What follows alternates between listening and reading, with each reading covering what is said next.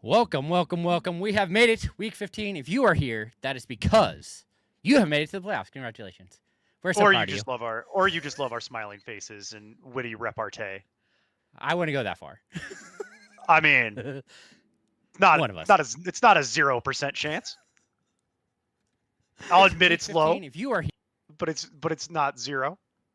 Could definitely be higher, but you know, it's just how that works. Let's not go crazy. Let's not go nuts here. But all right. So at that F nerd, Jason, I'm Neil. You more than likely know who we are at this point. If you have somehow found us through the YouTube algorithm 15 weeks into the season, then go YouTube algorithm or Twitch algorithm. You did it. You got it. You got here. But Neil Smith, Jason Draven, at that FF nerd on the socials. And then obviously we have our own Discord. This is important nonsense. We're here doing what we always do on Wednesday, which is answering people's questions, helping people set lineups, and generally getting sidetracked and talking about random things, primarily movies. It's kind of what we do. We'll do a quick little round table before we start taking questions while we let the questions kind of file in. So, Jason, I don't know if you saw, but they ruled out Drake London for tomorrow night's game. I'm getting quite perturbed at Drake London being day-to-day for 4 weeks. I do not feel that should be allowed, and if I was running the NFL, you would be investigated and likely fined for that type of behavior. Because now because you're playing games with the injury report. If he's been day-to-day for 4 weeks, because that's how it's been the whole time. Oh, he's day-to-day. He's day-to-day. Okay, well, it's a PCL injury, so you can reasonably expect him to miss 2 weeks. He can't be day-to-day for 4 weeks, though. Like that's not how that works at all. That's not how that's meant to work. Like, if you want to say he's got a PCL injury, we'll revisit this topic in 2 weeks. Cool. And then you want to say he's day-to-day for 2 weeks. I understand. Setbacks happen. Things change. But he's been day-to-day since the day after it happened. And it's very annoying. This is the type of thing that should not be allowed.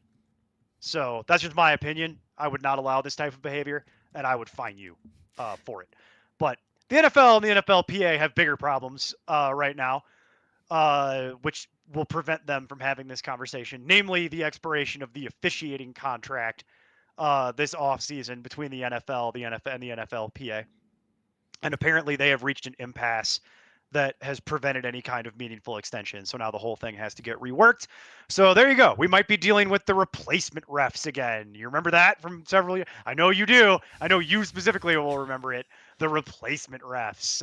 What a great 2 years that was the last time we did this. Well, maybe the technology will be better this time, so you won't have that issue. Will they spend the money? I mean, they technically have a lot of it in place. It just haven't done anything with it yet. It's asinine that first downs are still being determined by a group of white-haired old men. But then again, I saw them fail to get a safety call correct last weekend with 50 camera angles and all the money in the world. So, what do I know? I'm just some guy on the internet with a microphone. So that's a fun little news story. The Drake London thing and that were the two most interesting things that I saw today. There were some other little things for the fantasy playoffs that we should probably touch on while we have the opportunity. I'm sure they'll come up through the questions. I do not want to spend any time talking about the University of Michigan firing their coach. If you have questions about that, there are better outlets for your time than us, because forgive me for just saying what is in my head, but I don't care. And I'm not going to spend any time on it. But other things, one of the biggest questions, and I'm sure because we got a ton of this in our Discord today, and I'm sure you got even more of it on the Fantasy Life app, but Geno Smith being questionable and Kenny Pickett likely starting for the Raiders this weekend has caused the entire internet to lose faith in Brock Bowers. So what is your general advice around that, Jason? Because I'm sure we're going to get this question like 500 times today, so we might as well just make it a point now. Well, I mean, it's not so much Bowers that you're worried about, but how well the Eagles have played against wide That's receivers. not what the internet says. The internet says that the downgrade from Geno Smith to Kenny Pickett is so severe that they should start Isaiah Likely over Brock Bowers. And yeah, if you're hearing me, you know who you are.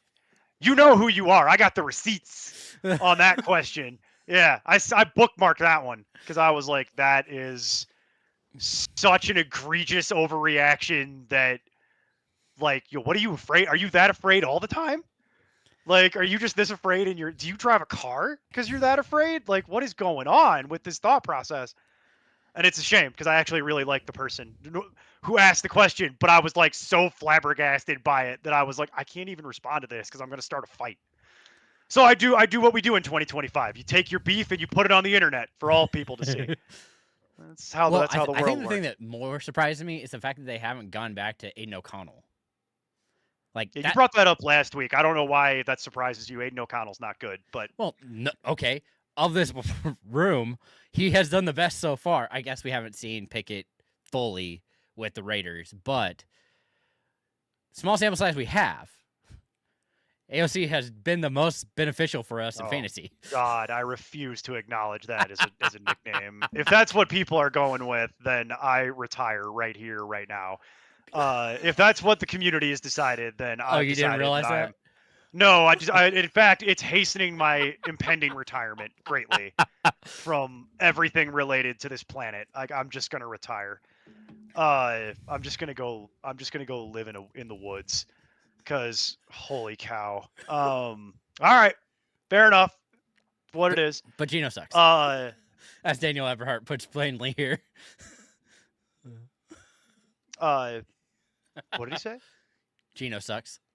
No, well, that's not news either. That's not news. Tell me when you got real news. Like, we all know that. I feel kind of bad about it a little, saying that overtly, but I mean, the body of work sort of speaks for itself. I don't think anybody's going to do good behind that line and with that current core, so I don't think it matters too much. Like, I don't know that it super matters whether it's Kenny Pickett or Geno Smith or Aiden O'Connell, because I don't think any of them are good. Like, none of them is materially that much better or worse than the other. They're all basically the same. Geno Smith has a slight edge over the other two, but that's not saying much.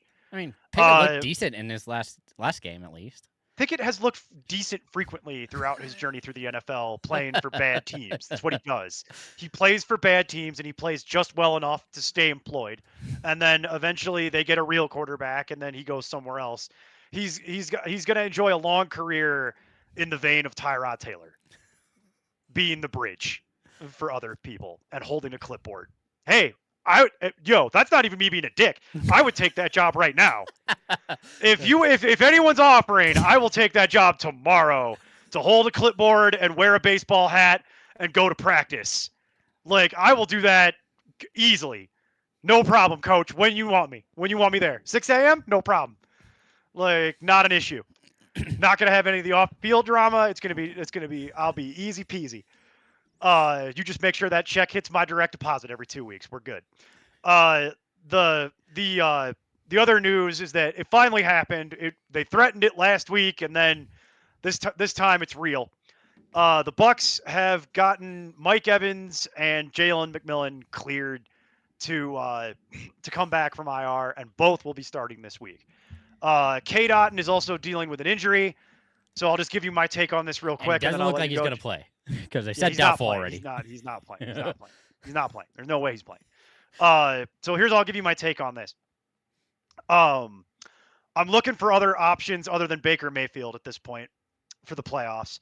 I know we're going to get a lot of Mike Evans questions about, can I play Mike Evans for the playoffs? And I'm going to tell you right now, it's going to depend on what your other options are, because I'm going to tell you right now, the biggest problem with this is we have zero idea what the target distribution is going to be, because they haven't all played together all year. They're going to have all four of their wide receivers and no K. Dotton. So there's going to be targets to go around. I could not even begin to tell you what the target distribution will be for any of the four Bucs players, and I do not want to be figuring that out live during a playoff game if I have any other kind of options at any level here, okay? So you're going to get a lot of that from me, and probably Well, I won't speak for Jason. I'll let him answer the question. I'll let him issue his own statement. But one last thing. The other issue is this. The reason I brought up Baker Mayfield and why I'm looking for other options. The Bucs, I don't know if anyone's noticed. The Bucs look like crap the last several weeks, and it's for an interrelated issue.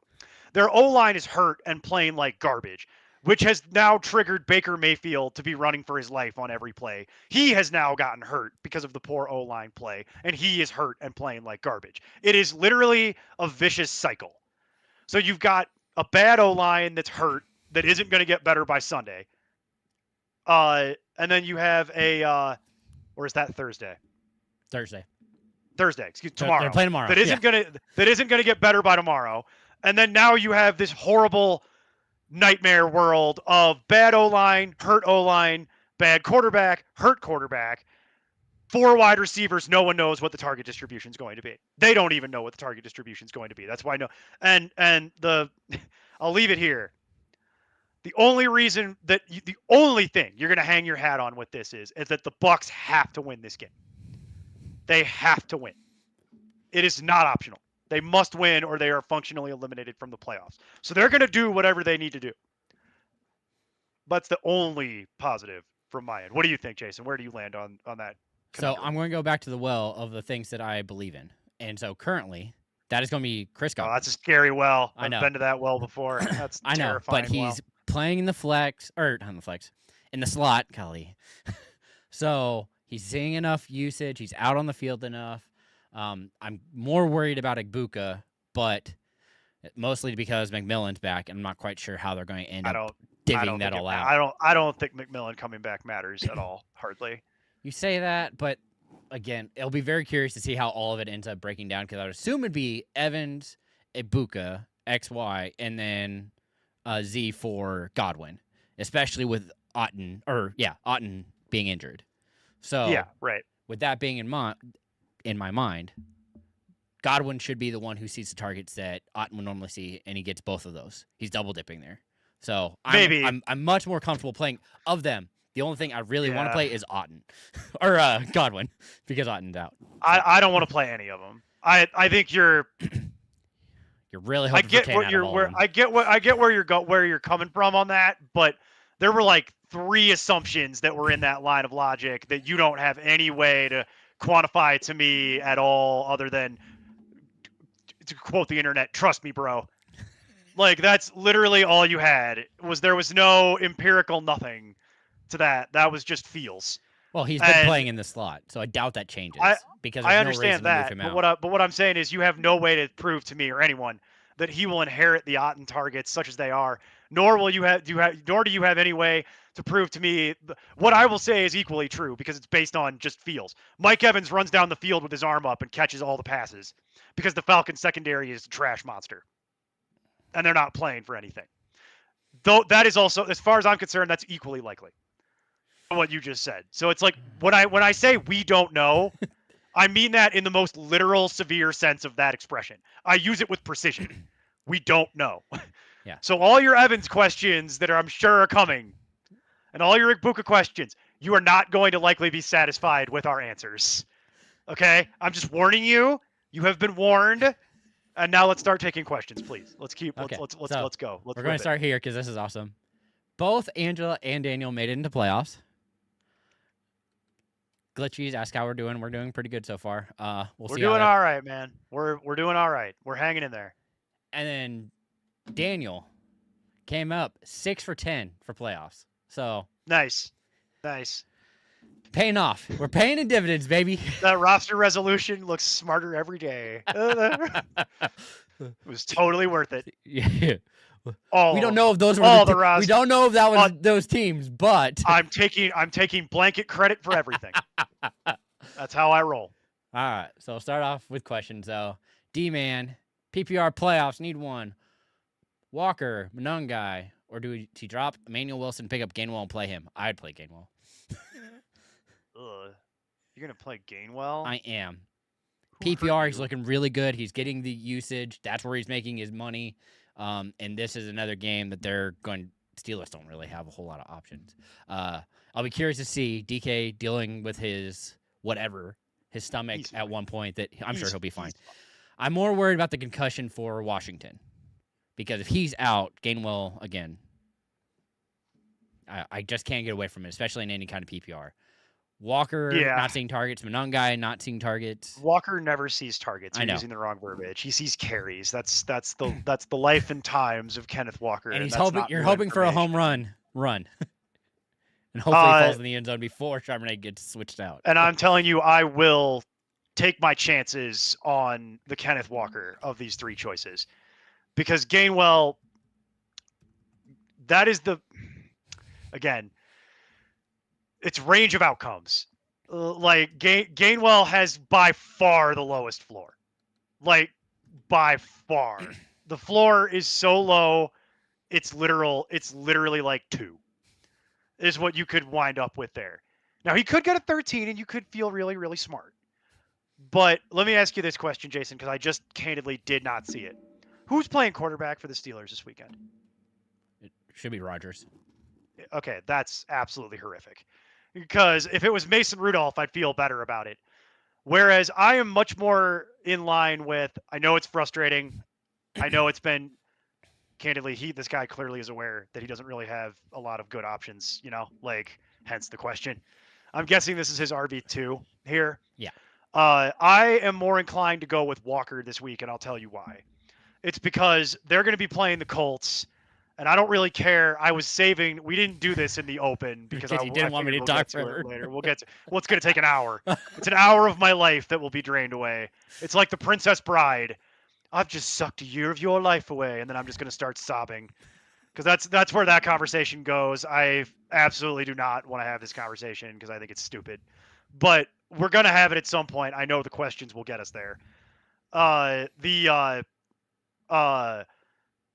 going to play the Colts, and the Seahawks are playing the Colts, and I don't really care who they have starting for the Colts. The Seahawks are going to run up the score, and I think there's every chance that this turns into a big Walker game because in the second half, they just give the ball to Walker and tell him to go salt it away. Like that's kind of where I line up with this question. Of the three, I have Walker ranked the highest, and I will say I don't feel that strongly about any of them necessarily. But Monangai has the worst matchup, and that's not ideal. But Monangai, I don't really trust this week in a real way. And Gainwell is the literal definition of playing with fire. It is the absolute utter definition of it because you could at least if you play Kenneth Walker, you're likely not gonna get a 2. You get a 3. You'll get a 5 or a 4. You get a 3 or a 5. Yeah. Yeah. But like I prefer Walker this week. I know that that's not probably a popular opinion, but I prefer Walker this week. He would be my second option. So, but yeah, I'm taking Monangai off the table this week just for 1 week. I don't want Monangai this week. That's a really bad matchup on paper, and for a guy that's sharing a job. I mean, they're all sharing jobs. Yeah, I know, but like Cleveland's run defense is like that's like the only thing they do well. Is their run defense, and he's going to be splitting. I don't love either Bears running back this week, whereas I'm much more inclined to dance with the devil I know, which is Walker, just based on the idea that they're probably going to be up big by halftime, and I'm expecting him to get an accentuated volume for just this week as they try to run the clock and salt it away. So. Yeah, that's fair. I really liked how I've been seeing the split between Warren and Gainwell and how much better Gainwell has looked because he doesn't have to take all the load. Well, he does have a big game with that. PPR, that usage is there more for Gainwell that I am more than willing to trust him over. The problem is that they're playing Miami, and it's the other side of the coin. The Steelers could be up in that game by 40 by the third quarter as well, and then Gainwell doesn't play the entire second half. So when you're down that low, I think it is, to me, it's significant. The drop from Walker to Gainwell, how I have them ranked, is significant. So I'm not going down the Gainwell road. Sorry, can't do it. Okay. Next question. All right. C Plank, who do you drop for defense? Vidal, Neal, Bam, Singletary, Mooney, Reed, Fannin, have Gibbs, Cook. That doesn't really matter. So, at this point, it's Mooney to me. But if you have somebody else that you prefer to drop, it's either Mooney or Singletary.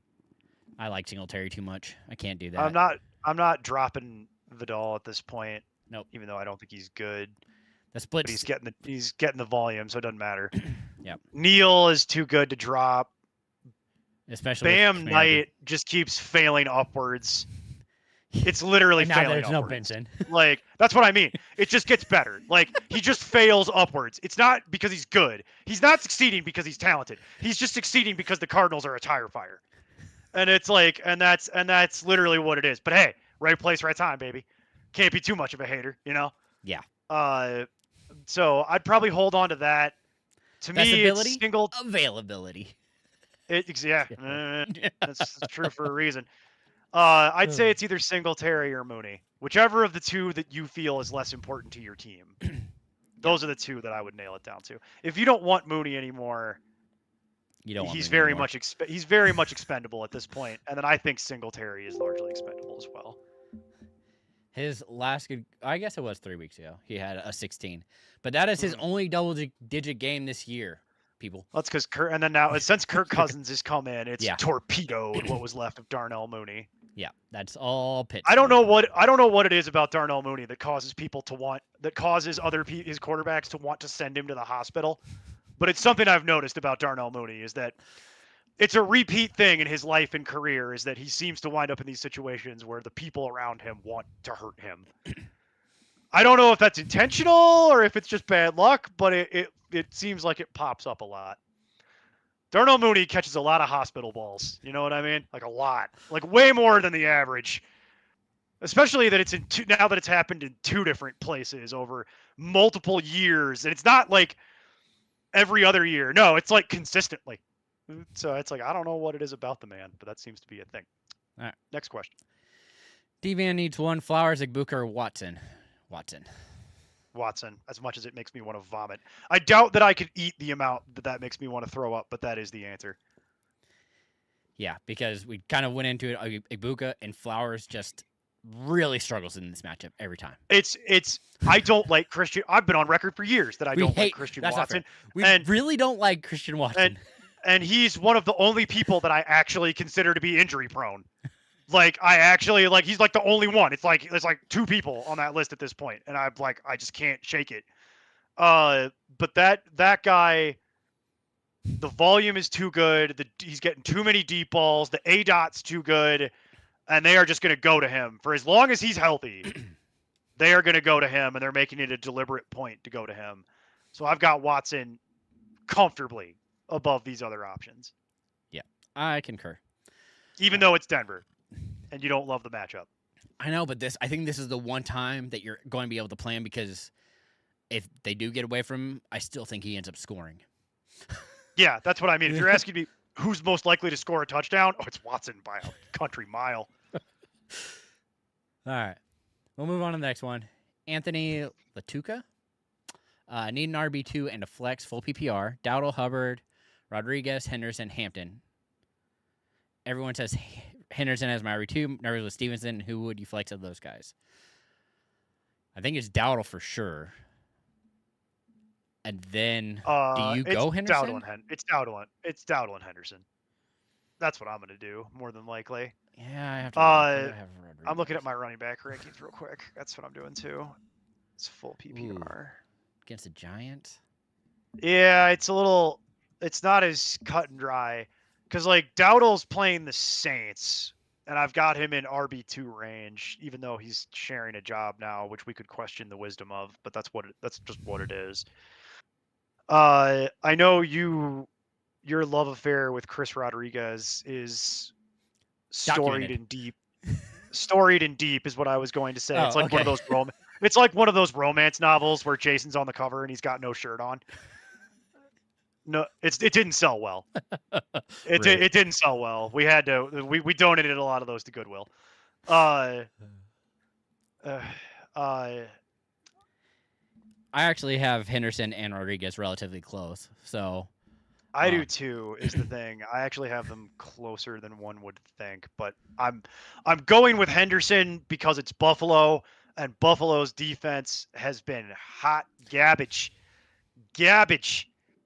So I think Henderson. I don't know if you're going to get 3 touchdowns out of Henderson, but No, but the volume should be there. This game's going to be interesting. Yeah, I think that game has the potential to be very high scoring. And you can't go by what Henderson did against Buffalo the last time because it was prior to his breakout current role. Yeah. So it's like Rodriguez makes me nervous. Hubbard's off the table. Rodriguez makes me nervous because of there's a lot of like things going on with that. It's a good matchup on paper, but he is now questionable, and it's Marcus Mariota again, which I don't even know at this point if that helps or hurts. I think it helps. It kind of actually is what it is, but I'm gonna go with Dowdle and Henderson here. That's who I'm going with. I'm dancing with who brought me, my friend. Unless you want to make an impassioned case for O'Mary and Hampton. No, not even touching that, especially against the Chiefs again. There's too much risk involved, and the fact that he didn't see more touches this first week. I would love to recommend O'Mary and Hampton. Nothing would make me happier, but I agree. The Chiefs is scary. The Chiefs is scary, and splitting that job with Vidal makes it. And our O-line is even worse. So as much as I wish I could say Hampton. But I'm going with Dowdle against the Saints and Henderson against Buffalo. Two good players in good matchups. I don't think you can go wrong with that. Yeah, I do think Rodriguez is probably safer than Henderson because, as you brought up, Stevenson is still the one based on last week. He could vulture you. He could vulture you. It's possible. The problem is that Rodriguez is part of a three-headed attack. But he's and it's the majority of it. Well, but he gets – okay, so Rodriguez will get you 10 points. That's it. That's what he does. 10 points in PPR. I don't need 10 points in PPR in the playoffs. I need more than that. My general approach in the playoffs is, in the regular season, I want my 10 points. In the playoffs, I don't really want my 10 points. I want my 40. And I'm going to go with who's got the upside. It's the difference between how you and I evaluate things. I tend to be more conservative in the regular season, but in the playoffs is when that's when you loosen it up a little bit, typically. In this case, I think that loosening it up, though, doesn't preclude playing Henderson. Yeah. Henderson, I think your floor is 10 points. Your ceiling is like 35. Whereas Rodriguez, your ceiling and your floor is 10 points. Yeah, I would say Henderson's floor is probably closer to 6, but it's fine. You gonna argue with me about 4 points? That's what we're gonna do here today. It's gonna be a long ass day. No, but I'm just throwing it out there. The floor is lower for Henderson than it is. You've never seen me go full petty yet. I know you think you have, but you haven't. Don't go petty on me. I will go full petty the rest of this show if I need to. We will argue about decimal points if that is what is necessary. Let's go to the next question. Yeah. Darnold and Daniel. Yeah, that shouldn't have hurt. That should be fine. But more importantly, I don't know how you're going to be hurt. I don't know how you're going to be hurt by that, Daniel. That feels unnecessary, sir. I don't know that justifiably you're really within your rights to be. You know who's hurt? Daniel Jones. That hurt. Yeah. Well, also Daniel Jones gave you more than you ever could have expected before then getting hurt. So I don't know why you're going to be mad about it. Like if he didn't get hurt, he would have returned more value on that draft pick than you ever would have. If I would have asked you about that in the preseason, and you'd have been like, "Oh my God, I can't believe I got that much out of him." So the fact that he went down right before the playoffs, I don't think you're really justified to be that angry. And Darnold, if you're listening to me, I would have told you that the time to move on from Darnold was weeks ago. Whereas Jason, again, shirtless on the cover of his romance novel, still love it. Still a good matchup. It's a lot like Florence Nightingale. All right, Tamara though, pick 2: Harrison, Dowdle, Andrews, Higgins, Pittman. Since Harrison's probably we don't know that for sure. We don't know that. I was just going to say we don't know that, so we kind of got to tread lightly around that topic. Because I'm going to go Higgins and Dowdle for now. I want to play Harrison. I completely understand wanting to do it, but until I know that he has logged a full practice, I can't bring myself to do it. You want to play? That's interesting. So you're just completely going to punt on some of this other stuff, huh? Well, you don't want Dowdle. No, so no Dowdle for you, huh? No, I said Dowdle and Higgins. Oh, okay. Sorry, I misheard you. I'm Harrison. I'm iffy on because I don't know. Yeah. I have Harrison Andrews, off the table. Harrison's off the table for the moment until I see some practice reports. Yeah. Like Harrison's off the table. I'm eliminating him from consideration. come back when we get closer to the weekend on that, because my answer probably would change if I found out he was going to play. But I don't know that, and to be honest with you, I'm kind of dubious that they have him go, because what exactly is the incentive for the Cardinals to risk their franchise on this? Like, Yeah. to play more reps with Jacoby Brissett? Why? I mean, he might want to play because of like bonuses and incentives and just because he wants to play. But like, if I'm the Cardinals, I'd be like, go sit down. Like, go sit down. I gotta evaluate Michael Wilson some more, because they can't do the puzzle that, like I was talking about a few weeks ago. They can't do the Wilson puzzle, which is one of those puzzles that you give to little kids. It's like one of those wooden puzzles that has like 6 pieces, and they can't seem to figure out that puzzle. It's a picture of a cow, Jason. It's really not that hard. Like it's like it's really easy. I would expect even a child to be able to work this out. They're struggling with it pretty hard. Maybe they'll figure it out by the offseason. I don't know. We'll see. I'm not holding my breath. When nobody has jobs, maybe. Yeah. Well, no, that's not I know, happening. We've covered but this I ad know. nauseum on multiple shows. The Cardinals are literally going to have the same team next year because they have committed to that financially, and undoing that is not going to happen. I would play Dowdle for sure. The question I have for you was around Pittman. So let's just have the conversation. Jason's longtime boyfriend, on again, off again, at one point, I think even fiance, Philip Rivers, has somehow, against all odds and against all logic and reason, been picked up by the Colts on their practice squad and is now threatening, and I use that word very deliberately, threatening my eyeballs with playing a football game on Sunday. Uh, what do with that information? So What do you? for Pittman, it doesn't help him. Neither him nor Riley Leonard have the way of helping Pittman, unfortunately. Um, who Rivers would help would of course be Downs and Tyler Warren, because I think he could definitely get the ball out fast enough to those two players because he doesn't want to get hit. So kind of limits him. That's why I'm kind of away from Pittman.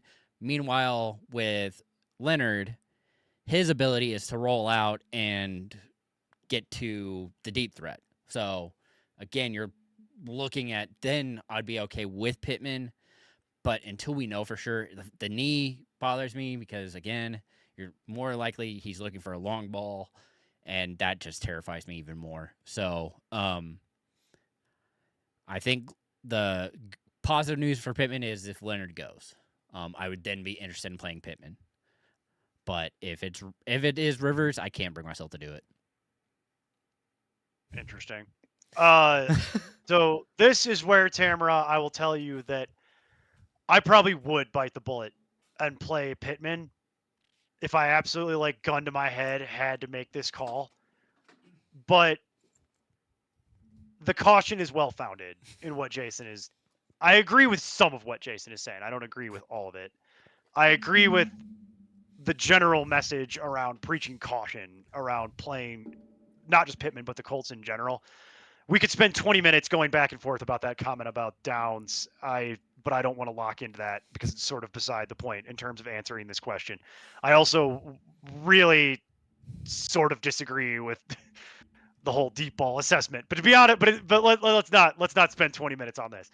What I would tell you is this: I have Pittman ranked higher than Higgins or Andrews at this exact moment. Okay, like I still do, but it's nowhere near where I would have Pittman ranked had it been Daniel Jones. You know what I mean? So there is the caution note is very much we are aligned on that. We do arrive at the same conclusion, which is preaching caution around any of the Colts this week, especially because it's the first week of this in reality, and like we just don't know. Like there's so many unknowns with this that it really kind of makes it to the point where the only Colt I really want to play is Taylor.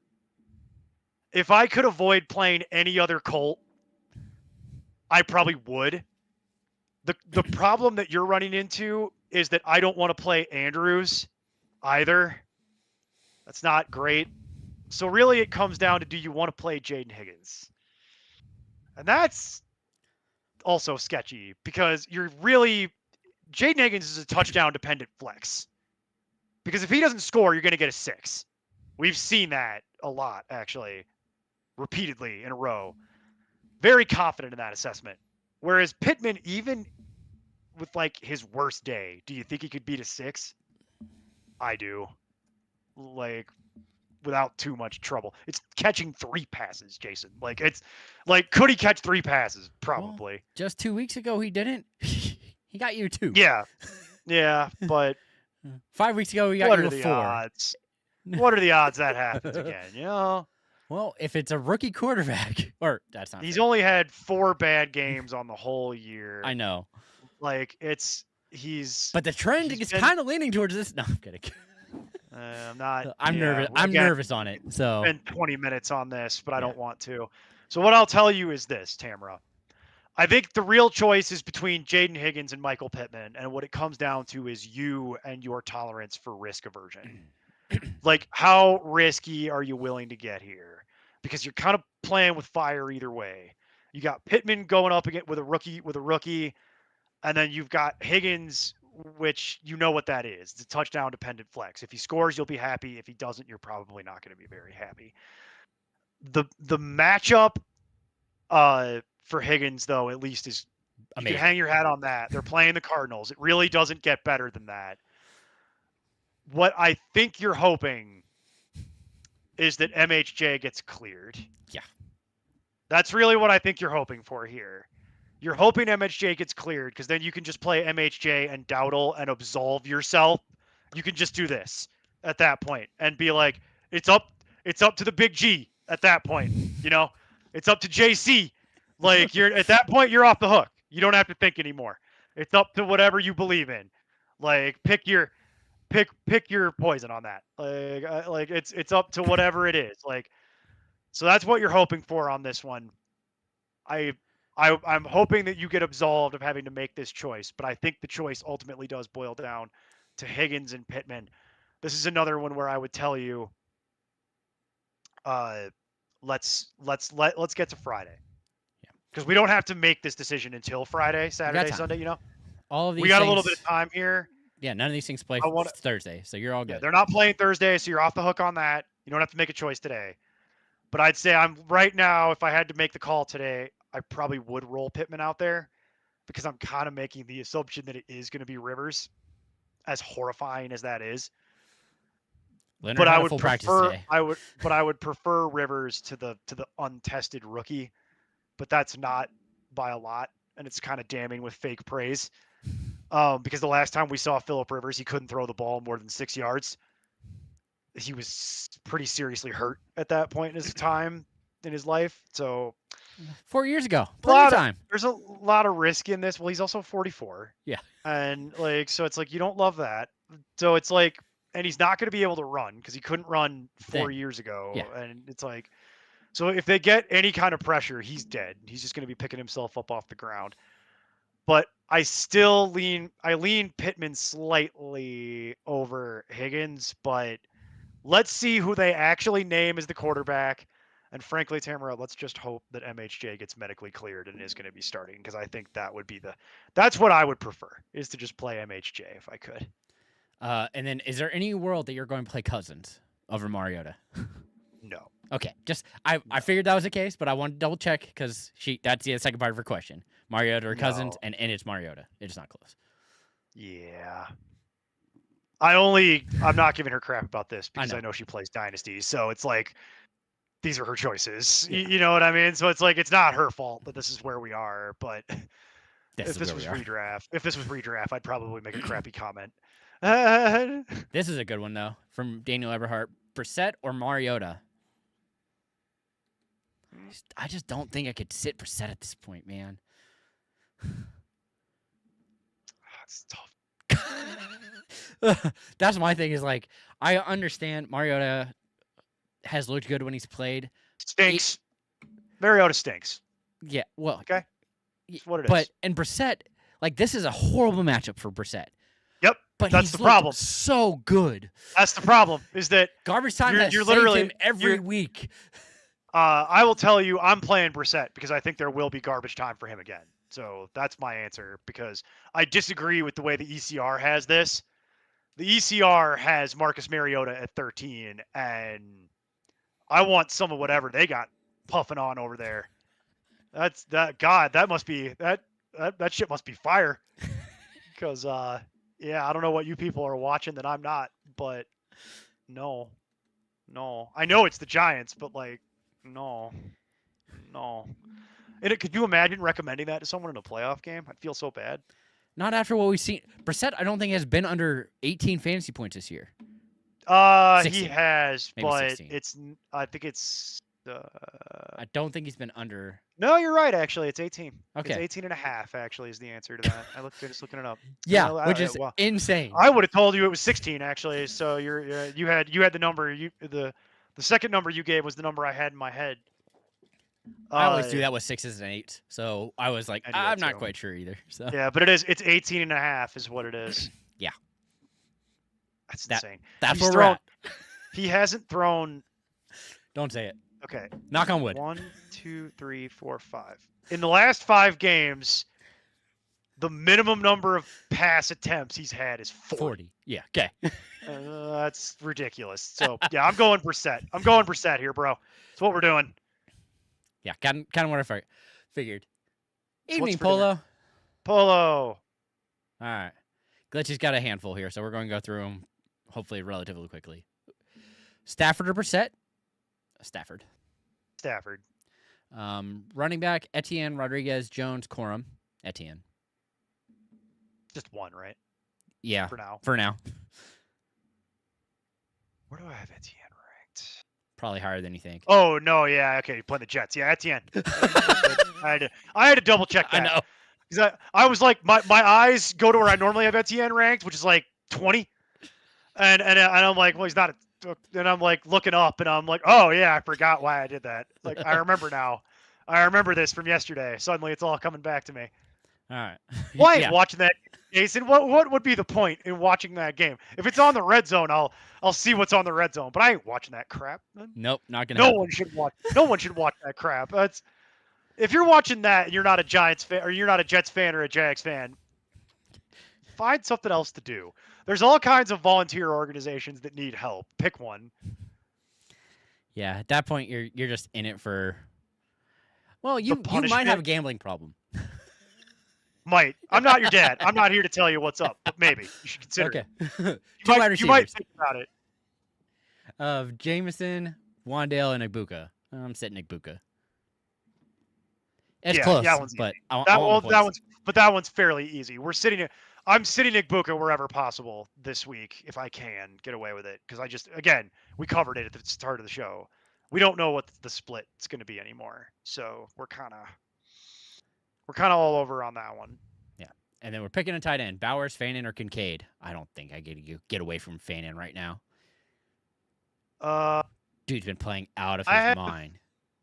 I will. This is probably okay. We'll get into this, but this might be one where I'm probably playing 2 tight ends off this roster. I know I would assume so too, but I probably am. And I'd say I'll put Bowers in the actual tight end slot. How about that? And then we'll revisit the Fanon conversation shortly. Okay. Because now how many flexes do we get? 2. Oh, perfect. Then it's Fanon is one of my flexes. And then it will be. This is where it gets interesting because I'm not sure where you're gonna go here. I probably will play Igbuka at that point. Okay, that's kind of what I figured because it's close, but again, it's very close between Igbuka and it's close between Igbuka and Rodriguez and Kincaid. Yeah. All 3 of them are kind of close. Same area. They're all in the same neighborhood. And so I'll take my shot on what the person who's brought me here in a lot of ways, which is Igbuka. Yeah. And we're going to hope that the decrease in attention will help the drop problem. That's going to be the big issue for Igbuka in the offseason, is trying to figure out why that started happening, because he never had that problem in college. In fact, it was very much the reason he was drafted. It's the pressure, but also I think he's done so much for them. He's done more than they ever could have rightfully asked him to do as a rookie. And I think they respect that. But I'll be interested to see where this goes to next year. Yeah. It's going to be interesting. It's going to be that team is going to be one of the most interesting offseason teams to see how they reload and restructure, because they have to fix their O-line. It's not a choice. Yeah. Well, they might. So there's some of these veterans, some of these veterans that have been hanging around on that team for a long time are going to be gone because they can't afford them anymore. Yeah. So it's going to be interesting to see, because they're going to have to reallocate some of that money they're giving to veterans to pay offensive linemen. Otherwise, you're just going to get Baker killed. It's going to be interesting. It's going to be interesting. But we agree on a Fannin and Igbuka are the flexes here. Well, for me, it'd be Bowers and Igbuka, but yeah. Whatever. It's the same thing. Yeah, I don't see how you're sitting Fannin at this point. Not after what he did for you last week. So, with that in mind, Fannin or Warren? Fannin. Oh, Fannin, easy. Yeah. Easy. Especially with the quarterback question. Fannin. Yeah, that's an easy one this week. It's Fannin. Then pick 3. Waddle, Tet, Michael Wilson, Jamison Williams, or Igbuka. These are all wide receivers. Cool. Okay, yep. Good. Means we can just go here. There's no way. I can't do it no matter what moving forward. Michael Wilson is going to be on my starting roster. Talking about somebody who is saving you almost every week. He had one bad week with MHJ back, and I think that was also the only time they threw 40 times. Yeah, there's 2 on this list for me that are locks. Waddle's a lock. It's a dead solid lock against the Steelers. There's no way that I'm going to justify sitting Waddle in a playoff game. I know it's a little frustrating, but bear with me. If you look at Waddle's season, he's had 3, 4, 5, 6, 7, 8. He's had 8 games that are way above replacement level, where he's like beat his projection, and he's had 5 games that have been pretty ugly. I'm willing to shoot my shot on this being game number 9 that pays you out, because I think they're going to make it a point to go to him like they've been doing. It's just a question of, will Pittsburgh be able to take him away? And I'm not convinced they can, to be honest. Not entirely. Yeah. The other lock off this list is what you just said. It's Wilson. I actually have them at 10 and 11 in my wide receiver rankings for this week for PPR. So they're both back-end wide receiver ones for me this week. Then it gets into a conversation. So Igbuka's off this list. Yeah, Igbuka's off this list, by the way. So it's either Tet or Williams, which, funnily enough, I have at 14 and 15 in my wide receiver rankings. So to me, Jamison is the odd man out here, and I would rather play Tet. But that is a conversation a little bit around that. So how do you feel about those two? I agree. I think we are aligned, right? Igbuka's just off the list, right? Yeah. We're just, yeah. Okay. He's in flex territory. For me. Yeah. He's a flex, but he's not. We're talking about wide receiver 1s and 2s with the rest of that list. Yeah. So my issue here is that both of these games have the potential to be high-scoring games. They do. So Carolina's playing the Saints, and Detroit is playing the Rams in a game that really matters to both teams, but especially matters to the Lions at this point.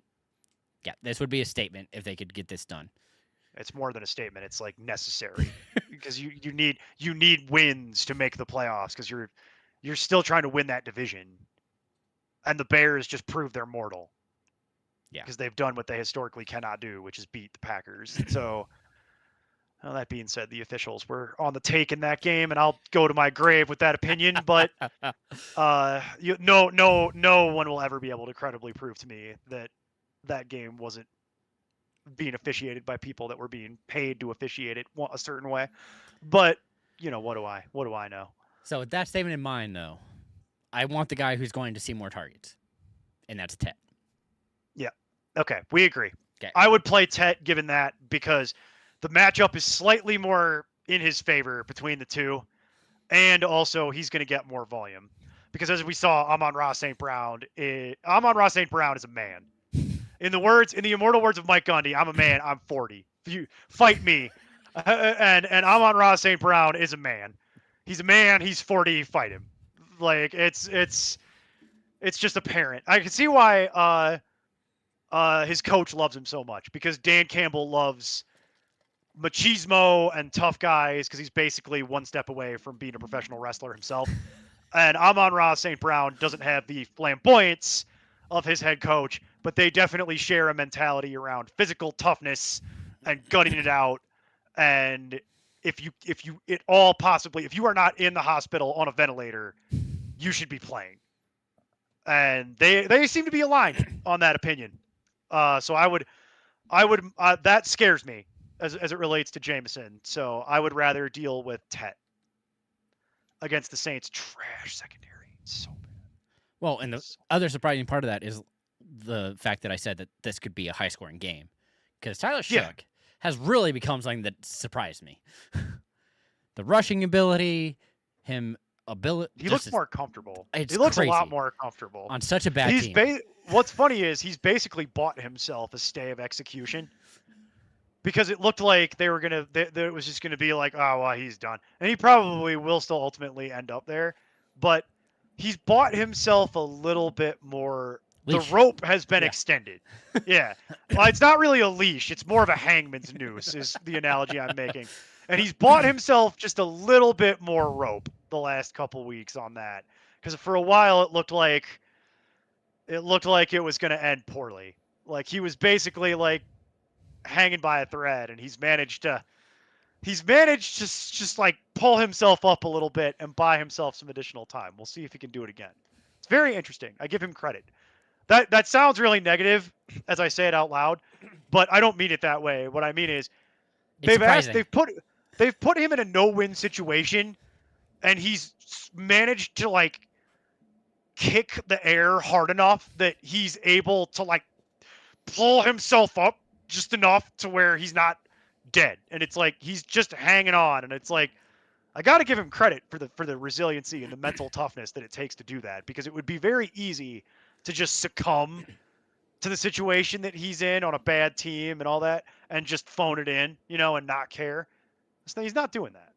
I got to give him credit. He's a lot tougher mentally than I expected, which is a positive. So, that's the other part of it. Is that had to touch on it because it's been crazy to see. Yeah. And he got a rushing touchdown from.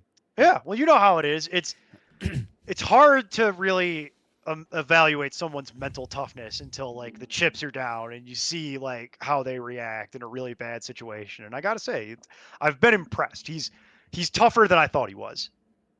And I don't mean that in a derogatory, like damning with fake praise way. I mean that in like a objective, like, oh damn dog, like life has handed you all kinds of lemons and you're over here just trying your damnedest to make lemonade out of them. Like it would be so easy to just not try and just not care and roll it over to next year. And he's over here grinding those damn lemons, like not with a machine, like with one at a time, like by hand. So it's very interesting. What's the next? What's Glitchy's next? Does he have more? No, that was the last one. So back to demand. Right. PPR needed tight end. Pitts, Warren, Fannin.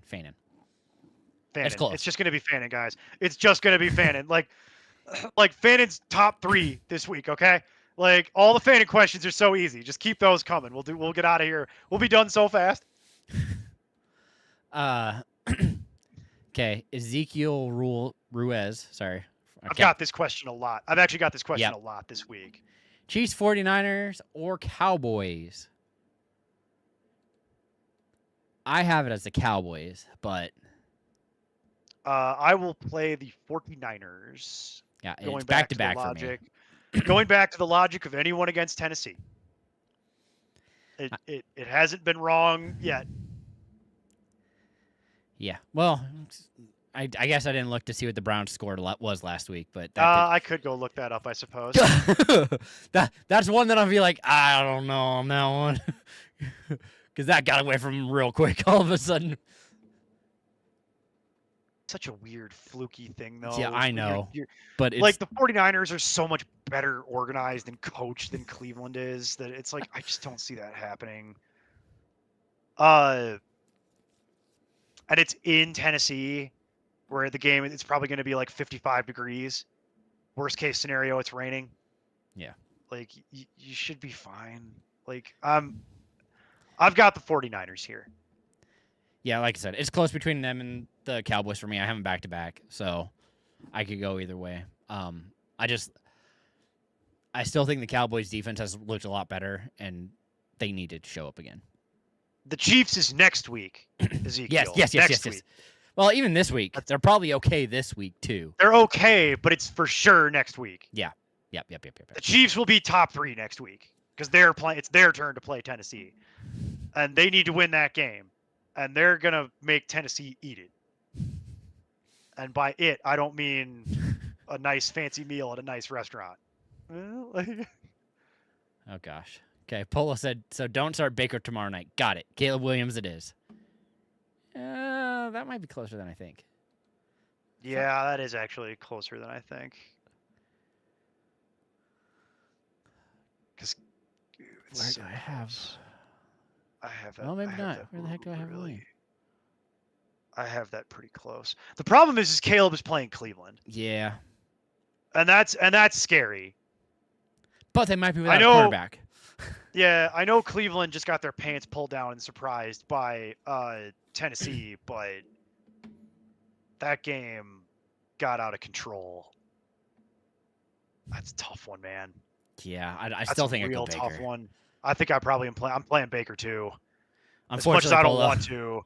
Yeah, as much as I don't want to do that, I am pretty out on Caleb this week because of the Cleveland matchup and the fact that Myles Garrett is going to be in his kitchen on every play, and I do not want to watch my fantasy quarterback getting pasted by future Hall of Famer Myles Garrett 15 times in this game.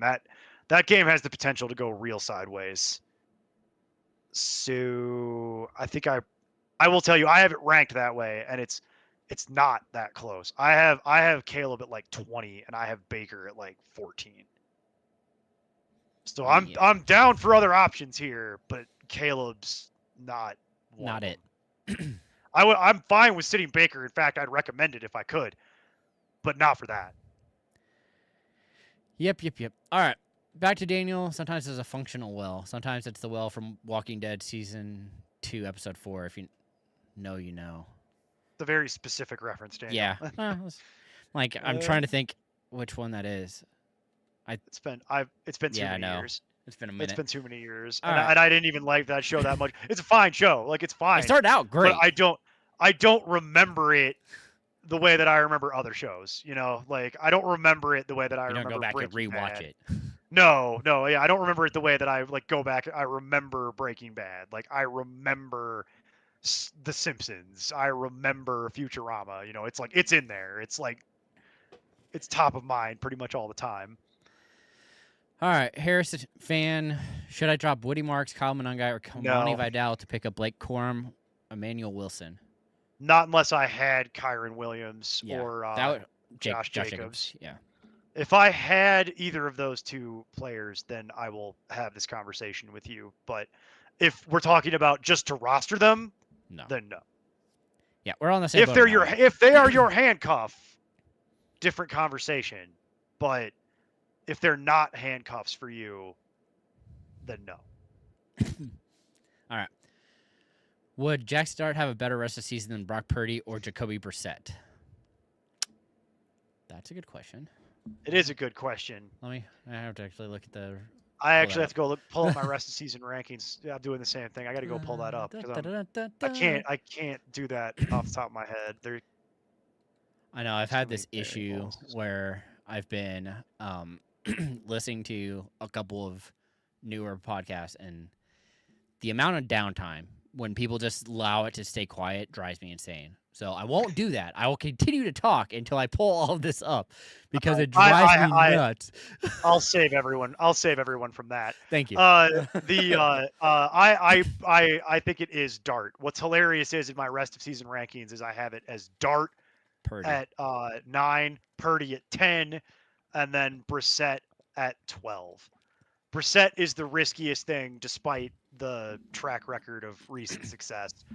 I am good with Dart, not just because he's kind of proved a little bit more this season than what a lot of people were expecting, but also his rest of season schedule is fantastic. Yeah. all plus matchups the rest of the way. Yeah. After And this Dart- week, the Cardinal Brissett has a really good next 2 games against the Bengals Yeah. and the Falcons. So then he gets the Rams again, which he did. He yeah, put up 18. which he did, but I'm not. You could do better. We could do better than that in the Yeah. playoffs. I would prefer Dart over either of those two guys, and the one that I would cut would probably be Brissett if I had to. And then Dart is actually one of my keeper things. So if anybody plays keeper, Yeah, definitely want to hold on to Dart. Dart is very high on my 2026 keeper list because of what you likely invested to draft him. I think Dart. Okay, so I called Drake May with this last year on my keeper list, where I was like, Drake May was like the number 1 quarterback on my little keeper list for a reason. Yeah. And Dart is my number 1 guy going into next year on the keeper list for the exact same reasons. It's all the same. The rushing floor, the investment that you likely had to put up, the upside, and the fact that they're so bad, they're going to have an easy schedule next year again, and they've got high draft picks. I trusted the Patriots more with their picks because they're smarter and they're better at this. But the Giants aren't that bad. They'll figure something out. So I'm expecting the Giants to take the next step next year. Yeah. They'll get Scadaboo back. So Dart is very high on my not just rest of season, but also my keeper and dynasty radar. So hold on. I want as many Dart shares as I can going into 26. All right. Then we'll go to Anthony. Start likely Strange or Waller. Leaning likely against Cincy full PPR. Strange is my answer. Let me double check because I think those two are pretty close to each other. Yeah, I have them back to back with likely just ahead. Where do you have likely ranked? 7.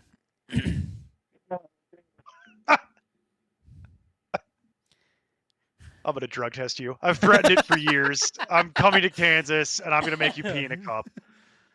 I'm literally going to drug test you. My worry for Strange is that they could get up and not use him as much, and that terrifies me.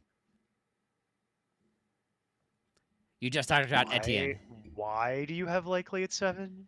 Because we talked about how iffy Flowers is against the Bengals. The thing that Bengals are giving up to right now are the tight ends. All their tight ends are either scoring a touchdown or getting 80 yards. It's ridiculous. Like, all of them. It's last week, Jack Hawes, Dawson Knox, and Kincaid all scored a touchdown or went over 80 yards. If you're willing to take that bet in the playoffs, go nuts, dog. But I'm not doing that. I have Strange at 9, which I think is a very fair and measured ranking of Strange. Have him at 8, so he's right there. And I am strongly recommending Strange off this list. If you want to try and convince people to play Isaiah Likely, on your head be it. You're the one that has to live with the consequences of that action, not me.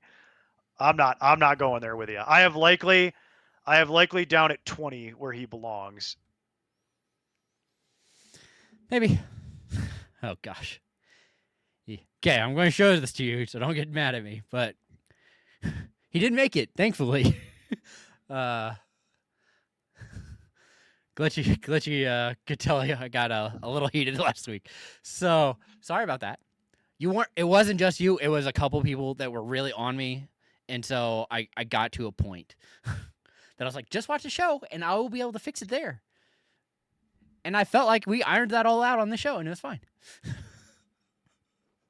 What we're here for. Yeah. I can't take anything Jason says seriously though, because he's wearing camo today. Don't hate. So all of his opinions are null and void.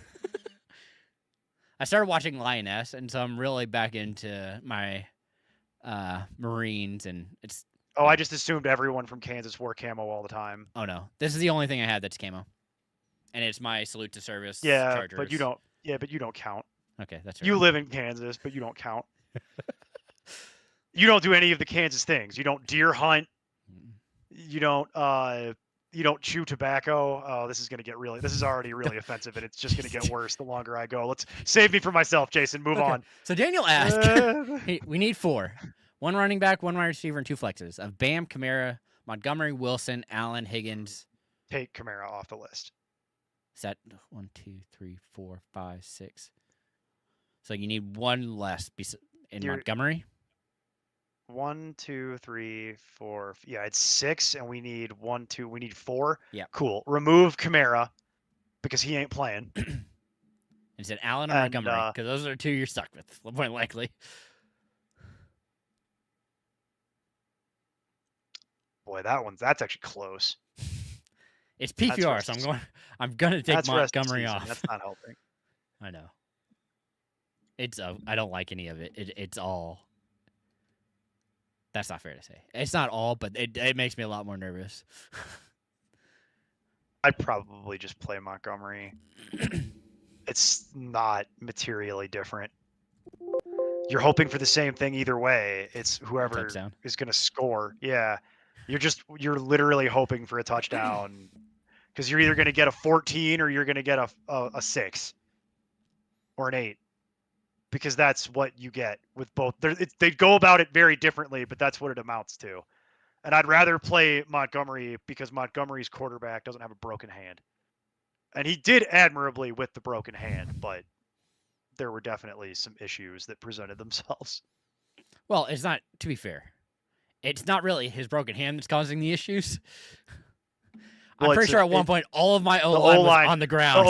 The O-line sucking is why the hand is like that to begin with. So it's all interrelated. Like it's all very much interrelated. All right. So yeah.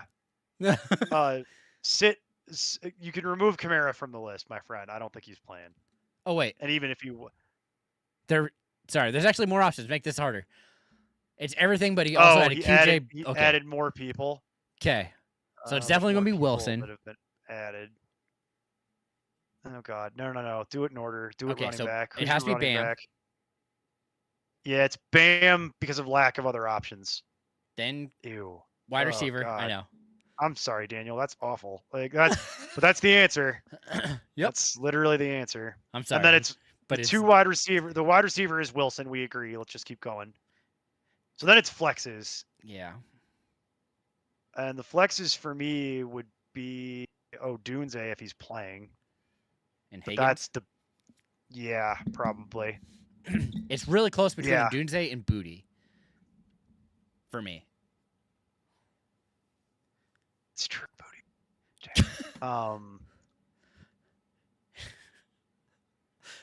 Well, I'll tell you right now, you probably get absolved from this particular conundrum because what I was going to say is I'm not convinced Rome Odunze is going to play this week.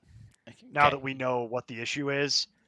If he was playing, I would play him. But I'm not actually convinced he's going to play. So it's going to be Bam night, which makes me feel gross, but that's what it is. Because the other options are worse somehow. And then it's Michael Wilson is like a lock. There's no way you could sit him. And then it would be Odunze, but I bet he gets ruled out. So then at that point, you're talking about Booty and Higgins, unless you want to try and talk me into Reed. But I like the idea, but I have to see him healthy. Like they limited his snaps. I have to see him be a full go and see how that all ends up splitting because it's a mess and there's a lot. I don't want to trust that in a playoff game. So it's like I'll take Booty at this point because he's done enough this year to where I at least marginally trust it. And of the touchdown dependent flexes on this list, and there are several, my preference is Jaden Higgins by a good margin, actually, on that. So that's what it is. And this is a playoff team, by the way. It makes me sick to my stomach. I gotta go. Daniel, I made the playoffs in every single league this year. Not even trying to brag. That's just a statement of fact. All my teams, a number of my teams are like that. It's been a really, really weird year for fantasy. You had to puzzle pieces together. This year, your team is either a superstar, like superstar stud team, and you're probably like an 11-win team, or you are the island of misfit toys that managed to cobble it together and get into the playoffs. That's how fantasy works this year. It has to do with how the injuries shook out. Yeah, definitely not the ideal situation. All right. It's just been a weird year.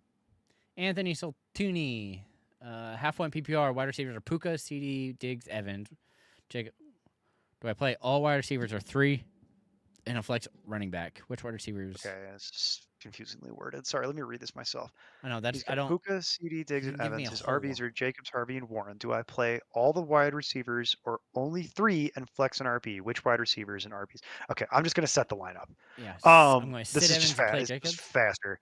Yeah, I'm gonna play.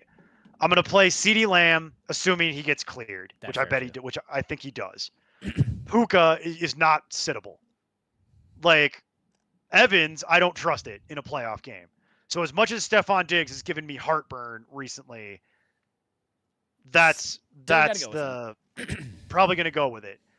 The question I have is, do I need to play 3 wide receivers? Is that the league settings? Because Yeah. some leagues be like that, where you got to play 3 wide receivers. If I don't have to play 3 wide receivers, I'm going to play Puka and CD and Jacobs and Harvey. Okay. Yep. You're And on the that's what same I'm boat going to then. do. That's what I'm going to do. That's my plan. If I have to play 3 wide receivers, then it's Puka, CD, and Diggs, and I hold my nose and we hope that Diggs can get in the end zone or do something. And if Hope they CD have to doesn't throw. get well, and if CD doesn't get cleared, then your decision gets made for you. And you just hope Mike Evans has the game of his Also life. scores. Yeah, you just hope Mike Evans has the game of his life. He loves to f up the Falcons. So like it'll be 176 and 3, baby. Not worried about that. He loves annihilating the Falcons at every opportunity. So, but I don't trust it because I don't know how many snaps he's going to get, and I don't know what the target distribution is going to be. So if I could avoid it, I would. But if CD doesn't get cleared through the concussion protocol, well, then you don't have any other choices. But if I could play 2 running backs off your list, I probably would. Harvey is it's a little fluky, but Harvey has been Pretty good. Materially improving. Yeah. He's gotten better over the past 4 weeks? 3-4 weeks? He's slowly taking Jaleel McLaughlin and Tyler Batty out of the equation a little bit. He will never totally kill them. Not this year.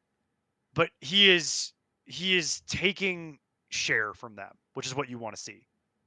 Because frankly, he's a better player than either of those 2 people. Sorry, Jaleel McLaughlin truthers, the 3 of you that are left. Yeah. What's next? What be next? Okay. Daniel Eberhardt, starting C. Brown, Henderson. Pick 1. Dowdle, Neal, Tracy, Corum. It's Dowdle. Yeah. Pretty sure we're not messing with this, but I'm figured I'd throw it out there to double check to make sure you're good with that too. No, it's Dowdle. I got Dowdle ahead of Neal by like 2 spots. Neal would be the other choice. Yeah. But and that also we're not sure on Gamera either, but yeah, but it's Dowdle. All right, and then Scott Hightower consider sitting McLaurin and Zay Flowers and going Blake Corum and Dowdle as flex. Also have Aaron Jones as an option. I don't think I could do that. The best 2. Let's just answer the end of it. Let's answer it that way. What I'm are the best Dowdle. 2? Probably. I'm pretty sure Dowdle's got to get to flexes. Have Dowdle at. Okay. I have my answer. I am going to play Dowdle and McLaurin on that list. If I could spell, I also think it's McLaurin. Blake Corum is such a cute story, and will be the most important fantasy handcuff for next year. The most important fantasy handcuff for next year will be Blake Corum. But that is not that's a conversation for in July. So for right now, no, I wouldn't get cute with that. Yeah, it's gonna be Dowdle and McLaurin for me too. So okay, we agree. Let's go to the next one. On to Daniel. 2 running backs, wide receiver, and a tight end. And 2 flexes. Golly. Okay, running backs first. Genty. Set the lineup. Williams, Woody, Dowdle, Neal, Rodriguez. Picking 2. Williams for sure. Dowdle for sure? Hang on.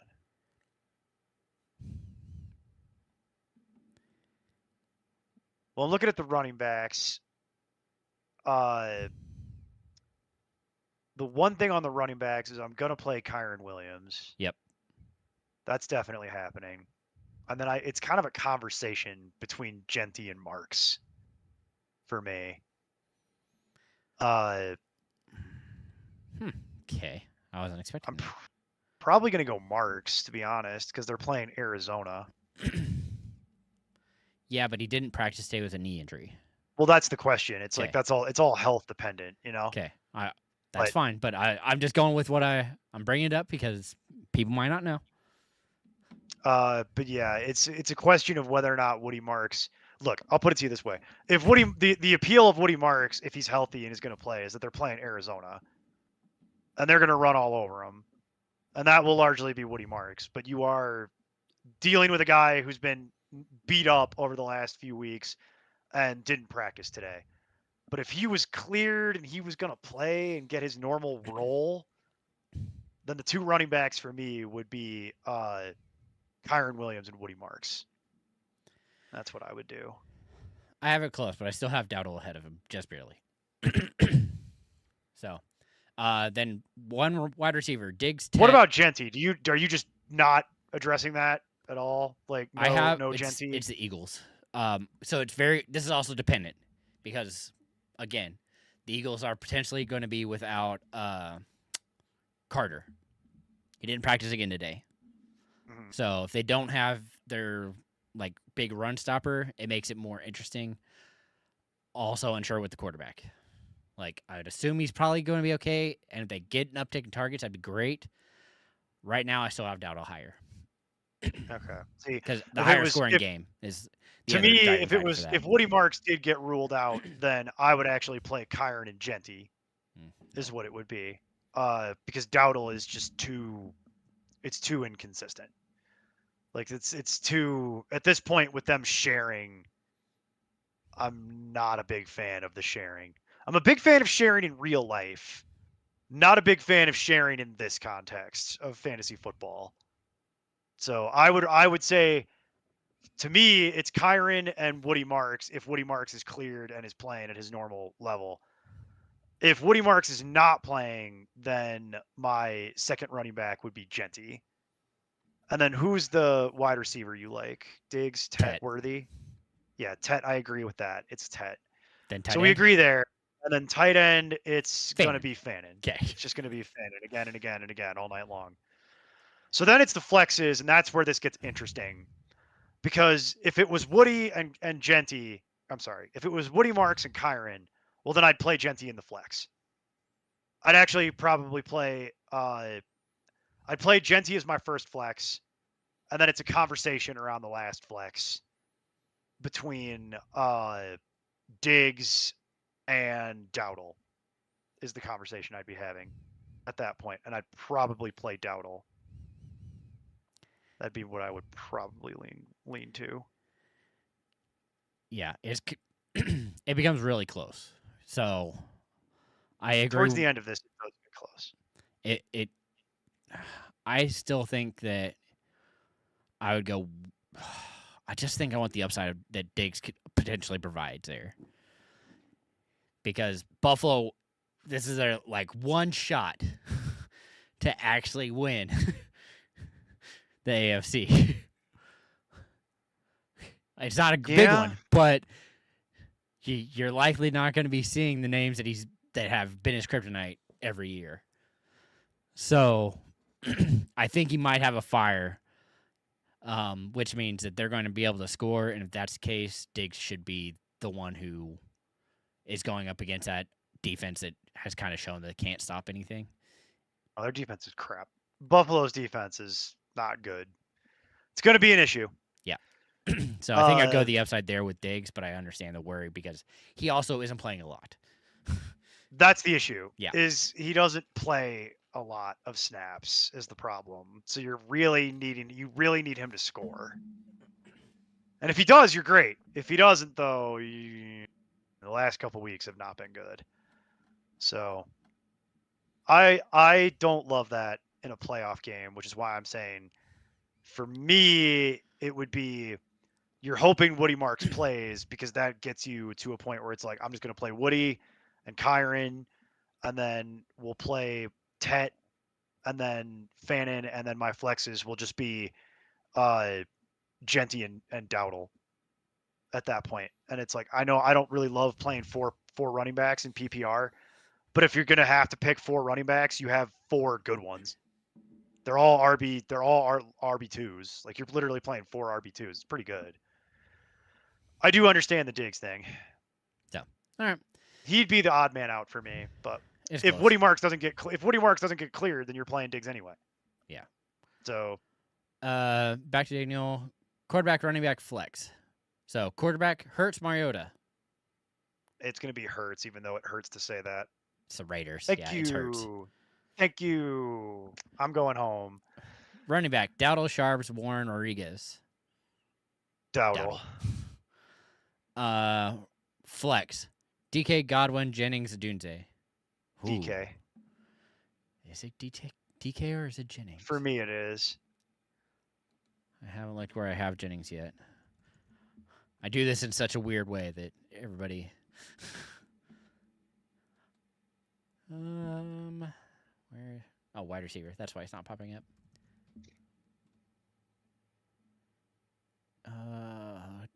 Where do I have DK? I have it as. Well, if I could figure out where DK was, I think it's Jennings. Yeah, by 1 spot. Oh, ye of little faith. It's not of little faith. It's Jennings versus the Titans. Yeah. I know what the matchup is. I saw it. I don't trust the way that offense works. Whereas the whole offense runs through DK, and Miami's secondary is doo doo. So I'm going with DK. That's fine. One more Gan. All right, and then PPR 6-point rushing touchdowns. Dart, Burrow. Still think it's Dart. That's always how that works, by the way. It's always 6-point rushing touchdowns, typically. Yep. I have them back to back, 3 and 4. Or 4 and 5, sorry.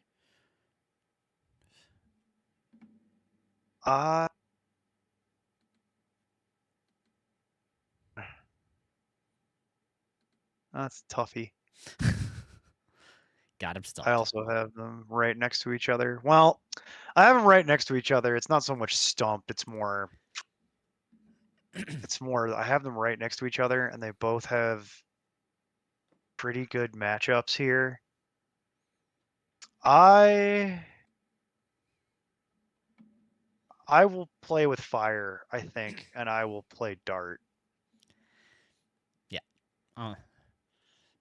It's mostly because I don't think T. Higgins gets cleared, and I think that does matter. A little bit, yeah. If they had T. Higgins against Baltimore, we just saw this like 2 weeks ago, and it's like I said something to you about it on the show the week after it happened, where I was like, if they had T. Higgins in that game, they would have beat the crap out of him. It wouldn't have been close because the guy who was T. Higgins' replacement dropped like several wide open, like easy, should have been easy touchdowns and conversions. Like, if they had Higgins, it's like, well, the Ravens secondary as constructed proved to me in that game that they will have no ability to cover T. Higgins. He's too tall and he's too fast, and he'll just be running down the field on them. But I don't think he's going to. He was limited today, so it's not out of the realm of possibility, but I would feel better about it if I knew T. Higgins was going to play. And no one's going to convince me that that's going to happen at this point. All right. Back to Anthony. We kind of answered this already. 49ers, Cowboys, or Bears? Oh, my. Oh, Bears. Oh, you have the Bears higher? I think so. Pretty sure. I'll double check. Oh, yeah. But... Just kidding. It is the Bears. Yeah. It's Bears against Cleveland. Bears barely above the Cowboys. I wouldn't be worried if you wanted. Bears defense sucks, but they're playing Cleveland, and it's a battle of who's sucking more, the Bears defense or Cleveland's offense. It's going to be real ugly. Oh, this is brutal. C Plank, Reed or Flowers? Flowers. Yeah, I think you have to go with Flowers there because, again, we don't know what Reed is It's not yet. not even close to me. Flowers. Euro de House. Yurok de House? Ah, there you go. Yurok de House. That makes more sense. Whew. Shakir, DJ Moore, Slayton Pearsall. Shakir. Ooh, Yeah, Slayton's actually close though. it's somewhat close. Let's see. I have Shakir at 31. No. No. Yeah, I'm playing Shakir. Yeah, I have them separated by like 3 spots. So it's Shakir. Just barely. Holy Buckeye. Egbuka or Williams? Kyron. Williams. Oh God, not close. Understand the question though. Yeah, if it wasn't for all the crap that we just went through at the start of the show, normally I would. All right. Oh, there's more to the C Plank question. Would you have Slayton, Coker, or Judy higher than Reed? Judy, yes. And Slayton? I have everyone higher than Reed on Even your Coker? list, Coker's kind of except for Coker. 'kay. I'm not entertaining playing Jalen Coker though. Like, That's fair. I'll quote Steve, which is the goal for Jalen Coker this year is to get people to know who Jalen Coker is. It's not really a playoff thing. And the answer, it doesn't change my answer. The answer is Flowers. Yeah, it's still Flowers. Don't feel good about it, but the answer is Flowers. Back to Daniel. If you rostered Seattle defense, would you drop Mitchell for defense for next week? Dallas, KC, Jax, and no look good on schedule wise are available. Which Mitchell? I'm assuming Keaton that's Mitchell? Adonai. Oh, I don't. You know what? I just realized I don't care which Mitchell it is. It's because it's either Keaton Mitchell or AD Mitchell, and both are droppable. Yeah. Definitely worth dropping to pick up The Chiefs. Yeah. 'Kay. That's the one. That's my preference. Oops, meant flex. Okay, that doesn't really matter. D-Man, PPR tight end, when you drop Strange to pick up Fannin for the playoffs. I can't believe I'm saying this, but yes. Yeah. Surprisingly, yes. I can't believe I'm actually saying that out loud, but yes, I would do that. Fannin looks so good, and his usage with Shadir is nuts. Well, it's also like And Joku not being healthy. but it's also this is where we were going to end up anyway. Fannin's also really high on my list of keepers and dynasty things because I have Fannin in like every keeper league I play in because it's cost to roster. You know, he was basically undrafted, and they have been saying since the offseason, by the way, since they drafted him, that the goal was to eventually move on from Njoku at the end of the offseason. Or the end of this coming season into this coming offseason. Njoku's contract's coming up, and I don't think they want to renew it. And given his chemistry with Shadur, we are rapidly entering a universe, Jason, where Shadur is going to be the starting quarterback of the Cleveland Browns moving forward, starting next year. And it's going to be Shadur and Fannin, because what else would you do at this point? You're really going to go back to Dylan Gabriel and have a quarterback competition? That's stupid. Actually, as I say that out loud, and because it's so stupid, that's probably what'll happen. Because it's Cleveland, and that's how they Watson roll. is also becoming available. I know. Just letting people remember. Great. All right. Happy for him. Najee Washington. Thoughts on Evans? Kind of covered at the beginning. We covered that extensively. I would need to know what your other options are, and we don't know what the target distribution is. So you're with that in mind, risky. PPR pick 3, flex to start. Higgins, Evans, Devontae Smith, Slayton, Watson, Ferguson, and Kelsey. Which Higgins? I'm assuming it's Jaden, but if it's T, we have to answer with both pretty much. If it's T Higgins and he's actually cleared, then I'm going to play T Higgins, Devonta Smith, and Watson. Yeah. That's what it's going to be. If it isn't T Higgins. If it's not T Higgins, then I'm going to play Devonta Smith. You're still going to go Higgins, aren't you? Way harder, though. It's like way but... harder if that's not T Higgins or if T Higgins is hurt. Well, because now Ferguson becomes a consideration. But then I just realized, I saw it earlier, Ferguson's also questionable. Yeah. So that's fun. I just don't. It's gonna be Smith, Watson, Evans, I think, and we just roll the dice. Because what's Ferguson gonna get you? 10? I was more curious about. Well, I guess that's not fair either. I'm like, I think this is a Kelsey game. Kelsey normally has a pretty good game against us and goes 9 for 60 or gets 6 and goes 90. So you're getting It's closer possible, and it's a closer game to they that need 15. to win, but Yeah. I'm not relying on the 35-year-old malcontent for my fantasy playoffs just because he occasionally whoops up the Chargers. I would play what I said if that is in fact T Higgins, or if T Higgins is not cleared, then I think it's Smith, and I think it's Watson, and I think it's Evans at that point, and I'm going to play all my deep threats. I'm going to play team run down the field with your arm up, because they all have good matchups for it. They do. They all have good matchups. That's a week where I'm almost willing to roll the dice on it, because Smith is who's gonna cover Smith from the Raiders? No one is the answer to that. Watson's the same story, and then that's about the area where I'll take my chances on Mike Evans just absolutely owning the Falcons in their little face. The problem with that is you got to make that decision tomorrow. Yeah. So if you don't want to make that decision tomorrow, then it's probably Kelsey, because Ferguson being questionable is More iffy. not much to my liking.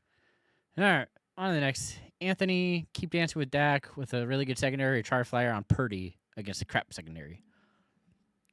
I think it's still Dak.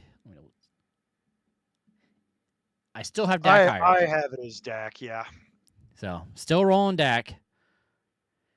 And Everett's Hart's asking, what happened to Hurt? Do I need to pick up another QB like Dart for my playoffs? Yes, you do. Yes, you do.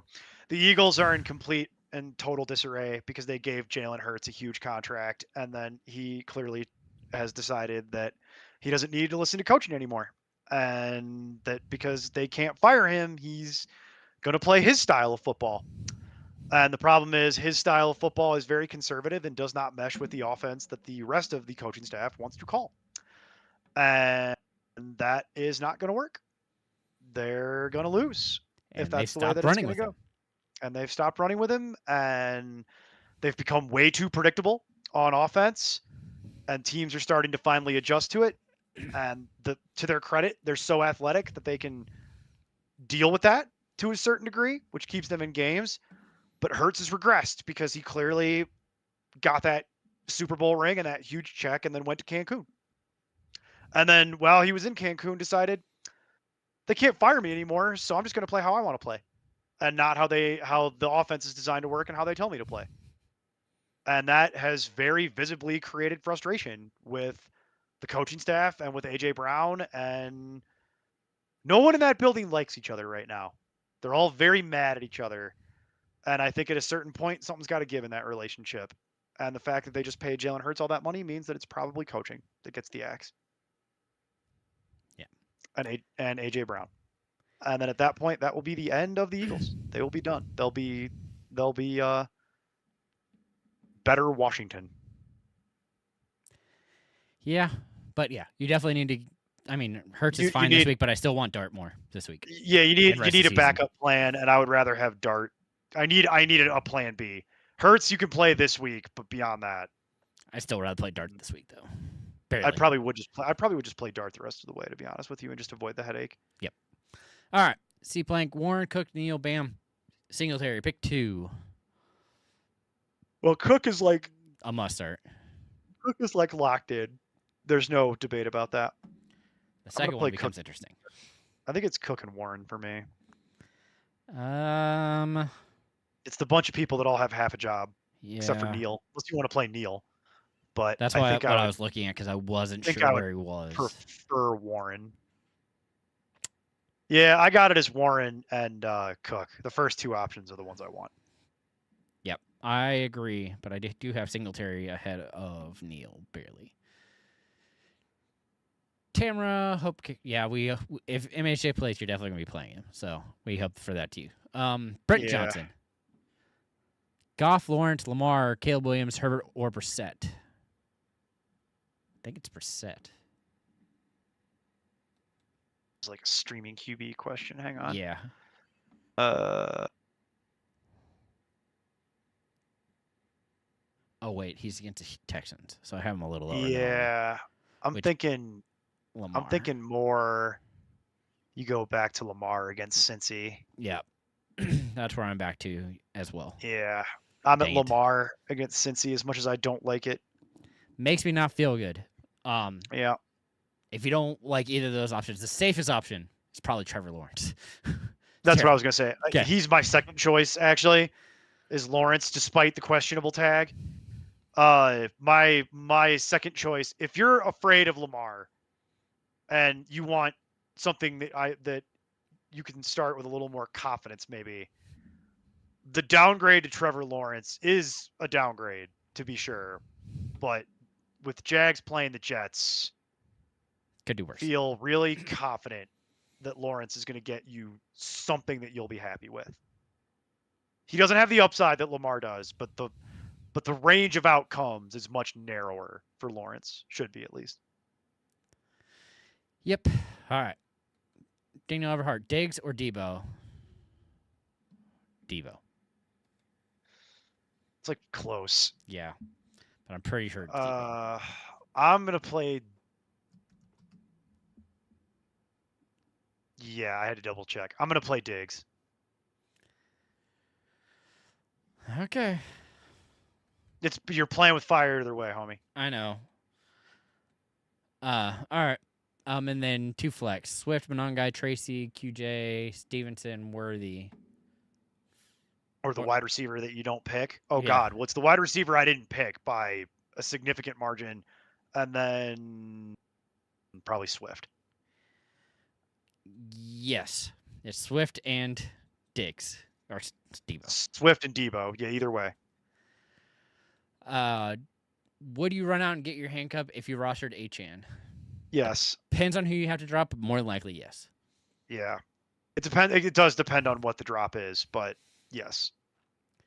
Tamra, Sutton, or Shaheed? Sutton this week. Yeah. Oh, Sutton. Yeah. 100%. Brent Johnson, Igbuka, Evans, Walker, Fannin, or Neal? Oh, you got all the fun questions. Yeah. That's toughy. Yeah, One? It's one. It has to be one. He didn't give him a number, and it's PPR. Yeah. I think it's Fannin. I think it is Fannin. It's not. I can't believe I'm saying that, but like Buka is really, really scary this week. Evans is scary for the same reason. Oh my gosh, I have him back to back. Walker is literally the definition of playing with fire. I'm just gonna roll Fannin. Yeah, I have it back to back with Walker. I'm just gonna play Fannin. Yep, it's Fannin though. It's really, really terrifying. not how I thought I would answer that question. Yeah. If you would have asked me that question a few weeks ago, I would have been like, "What the hell are you even on about?" But I get it. I'm gonna roll Fannin. All right. Everhart, Myers, Wandale, McLaurin, Wilson. Wilson, then it gets questionable. Wilson and Wandale. I think I actually have Myers higher. That would be my other choice. I have Wandale 5 spots higher. I have it as Wilson and Myers, but McLaurin is right there. So, and then I have Wandale.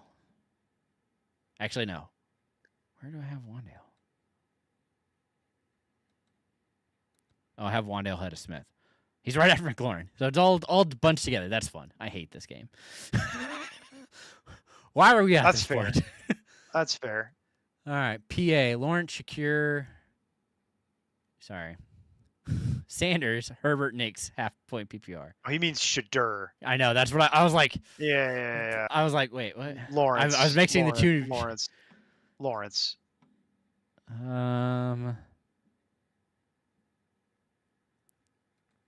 It's Nix for me. Oh, God. You couldn't pay me to do that. I've watched all those games. That's horrific. I understand, but Lawrence is definitely the safer play. I completely understand that. I've got Lawrence at 11. I've got Nix at 18. Nix is like one of the names I'm removing from the list entirely. Herbert, same thing. I have it as Nix and Lawrence right next to each other. His with hand Nix is being all a spot. bendy-wendy. Yeah, well, yeah. Herbert, you can't play moving forward. I'm playing Lawrence like comfortably off this list. You could probably drop Herbert at this point, to be honest. Of Probably these drop a options. lot of this. You'd probably drop 2 of the names on that list, to be honest. The 2 in the middle. I don't know. Sanders has a pretty good rest of the season, but we'll see.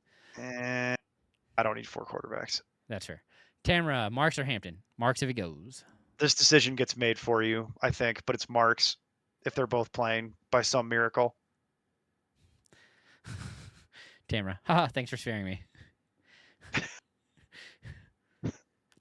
Happy to. Daniel Everhart, Baker. You know, well, I was gonna say, you know, I'm kidding, but I was like, no, they probably don't actually. Tamra does. Tamra knows you're kidding. Yeah. Baker, Mariota, or Sanders? Oh, jeez. Baker, as much as I don't want Still to. Baker, barely. Barely. Baker, and I don't like it. Why can't I think of Daniel's last name? Ward. Golly. Yeah, Brissett or yeah. Purdy? Purdy. Purdy, yeah. PA. Worthy, Pittman, Igbuka, half. Pick 2. You're sitting Worthy. Yeah, sitting Worthy. Basically for the rest of the year. Tamra, Stroud, Purdy, or May? Oh. May? Has to be May. May. Yeah, I've got Drake May at 3, so. Katamari? Like calamari? I'd prefer calamari. But no, like the game Beautiful Katamari. It's a video game from a long time ago. It's actually a series of video games made by this guy from Japan. They were on the PlayStation. Baker or Caleb? Baker. Second time we've been asked this. Yep, it's Baker. Don't feel good about it, but I would like to avoid Caleb this week. Roy Scooby, Baker, Donald, or Lawrence? Lawrence. I don't even need to look at this point. Like, oh yeah, I wasn't sure where Donald was, but yeah, it's Baker. B-Rad, Dowdle, or Harvey in half? Ooh. That's a good question. Still think it's Dowdle. That's a good one. The half makes it interesting. Nope, it's Harvey. I was gonna say I think it is Harvey. Yeah, I've got Harvey at 17. I'm going with Harvey. It's Harvey. Okay. Daniel Eberhardt, PPR lining out. Pick one. Wilson, Reed, Mitchell. Wilson. Dowdle or Chuba. Golly. Or Tracy. Sorry. Dowdle. Dowdle. Jawan Johnson or Tyler Warren? Jawan? Pass. What's on the waiver wire? What's on the waiver wire? What do you got? Like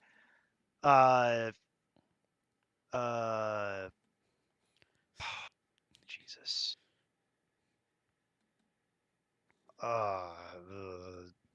Hate both of these choices. Still going back to the well. I can't quit you. Something. Yeah, that's what I thought. Juwan versus the Panthers or Warren Yeah, versus it's not. That's not what I'm not worried about that. Oh, I'm looking up scores. They've actually been scoring basically about the same the last 3 weeks. Yep. Really gone down since they've cut back on Juwan snaps. I think it really comes back down to quarterback. It does, and that's the problem. I'll go with Juwan, but I really don't like Come back Sunday. my choices. I know you'll be back Sunday. Really do not like my choices, Daniel. I would urge you to look at alternatives if any are available. Ooh, this is fun. Glitchy. Eagles, 49ers, Bears, Panthers. Eagles. All week? really good defense this week, though. Yeah, Eagles. Tamara, Caleb, or Knicks? Knicks. There you go, Knicks. Oh, yeah. I know. Not even close. Like, drop Aaron Jones for anyone like Samson, Singletary, Mason, Vele, Judy, or Mechie. Depends on need, but I'd like Judy or Singletary.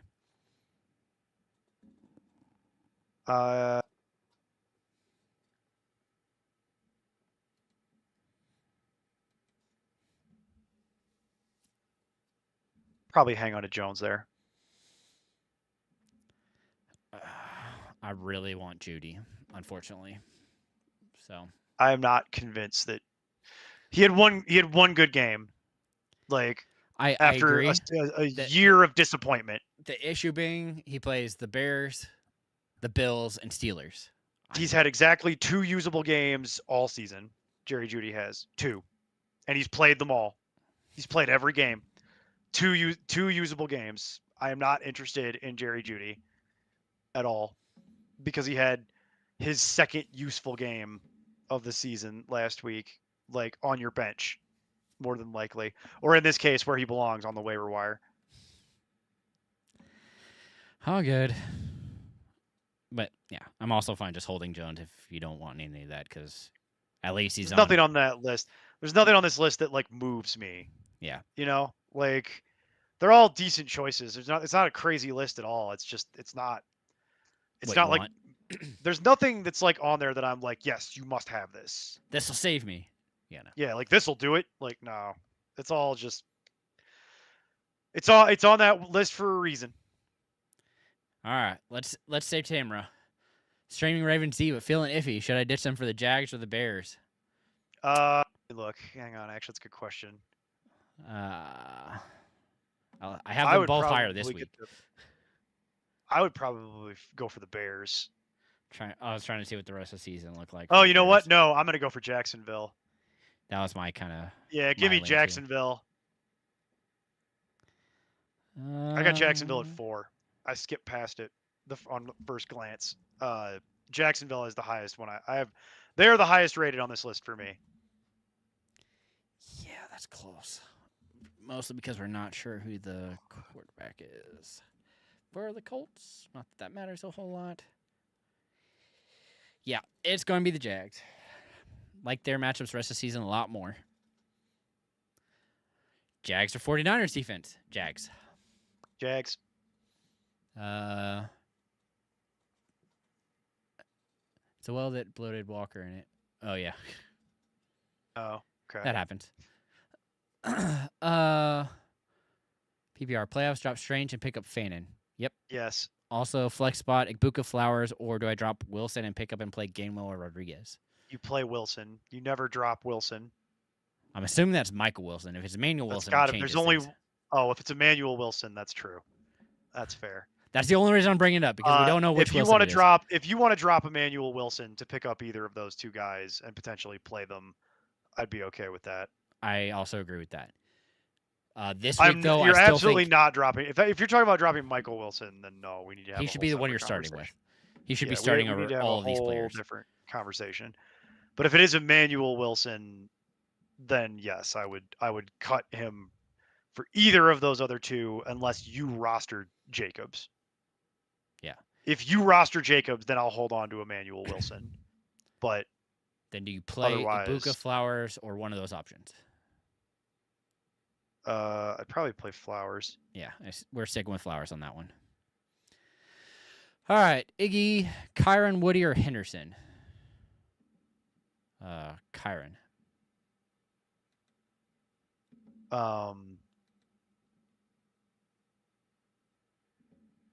Yeah, Kyron. Okay. It's like, all right. Harris, thanks for all that. One last question: who should I drop for Marks, Vidal, Hampton, Algier, or Kyle Monangai to pick up Jack Start? Have Purdy and Brissett. You're dropping Brissett. Yeah. You don't need. There's no universe where you need 3 quarterbacks unless you play in a super flex league. If this is a super flex league, lead with that, by the way, because it changes everything. So if we're not playing 2 QB, aka super flex, you only ever need 2 quarterbacks. I could even make the argument that you really only need 1. But you never need 3 unless you're playing in super flex. Everything that you just rattled off there is too valuable to cut. In redraft, I'm actually okay dropping Hampton. Yeah, that's insane. I'm not doing that. Chiefs, Cowboys, Texans, Denver. Doesn't matter. Because if Vidal gets his leg broken next week, then you've got Hampton with the full job to himself. It doesn't matter. It doesn't matter. The matchup is irrelevant. It's not relevant. Like, you only have so many options. and he would have the whole job. Like, all of that is way too valuable to be cutting and putting him back on the waiver wire to roster a third quarterback that when you can only start one quarterback. Yeah. It's immutable. That's fair. Like, it's not fair. It's objectively correct Mm. from a roster construction standpoint. You could argue with me if you want, but I'll literally go get my spreadsheet up and put the data up for you so you can all see the raw data on the idea that you do not need 3 quarterbacks and 12-team redraft. Now, if we are playing Superflex, we do need to know that because it will change my answer. It will very much change my answer. D-Man, Burrow or Lamar? Burrow. Yeah, Burrow. Then need 2, Dak, Lamar, Brissett. Dak and Lamar. Glitchy. Still lost Evans, Neighbors, and Scatterboon. Still made the playoffs. That's why you're here. It'd be like that sometimes. All right. He already asked me, so I won't answer this one. This will just be for you. Okay. Charbonnet or Corum rest of the season? Corum. Okay. I'm pretty sure that's what I said too, but I don't remember. I would assume it was Corum. But like the job. It's because they're actively making it a point to get Corum more touches to keep Williams fresh for the playoffs. This is literally not speculation. They have flatly stated that and then backed it up with their actions. So normally I tell people don't listen to coaches because they'll lie to you. In this case, they're actually telling the truth because they're actually following through on it in a way that is quantifiable and measurable. All right. Nightmare. Javonte Williams or Bucky Irving? Bucky Irving, I think. Yep, barely. Like them both, honestly. I don't think you go wrong. I trust Javonte Williams a little more, but yeah, no, Bucky. I got Bucky. It's Bucky by like 4 or 5 spots for me. Yep. Zay Flowers or Jacoby Myers? Jacoby Myers. Kicker question: McLaughlin or Fairbairn through playoff? Who's better? I don't care. I know. I'm pulling. Give me a sec. I have to pull up the schedules again. I've got Fairbairn. Texans. Although I would once again remind you that all kickers are the same unless it's Brandon Aubrey. Possible exception could be made for Cameron Dicker. That a baby. Appreciate that shout out. Well, yeah, you did it. I forgot you did it. You called up the Chargers front office and said you got to get this guy that no one's ever heard of because his name's hilarious. And I just want the shirt. I forgot. Yeah, I forgot that was all you're doing. Forgive me. I'm developing a migraine while we do this, and I'm starting to fall apart. So we need to move faster. Fairbairn. It has been a very long day, and I've done nothing but stare at spreadsheets and talk to people on the phone. And I am literally developing a light sensitivity migraine, so I need you to go faster. Bucks or Bears? Bears. Fannin or Ferguson? Fannin. Yeah, we've been doing this for 2 hours already, and we still have another half hour at least of stuff planned. So, Fannin. It's just going to be it's Fannin unless I tell you otherwise. Is the Strange or Henry? Strange. Comfortably. Do you guys have a spreadsheet or chart for this week? I don't have Discord. Thanks. It's on the Discord. It's on the Discord, and that's the point of the Discord. And I don't know what spreadsheet or chart you're looking at. I have a bunch of stuff. But... He wants rankings, is what he wants, and we will provide those to you if you sign up for our Discord. Sorry, but that's the way that works. Yeah, you can find mine on Fantasy Pros, because sure, mine technically are on Fantasy Pros too, but we charge for this for a reason. So. Or you can come back Sunday and I'll just answer whatever questions you have because it goes a lot. That works too. That works too. Juan Pena official playoff question. Who's my QB1? Got Brissett, waivers, Young, Stroud, Lawrence, or Williams? Rest of the season.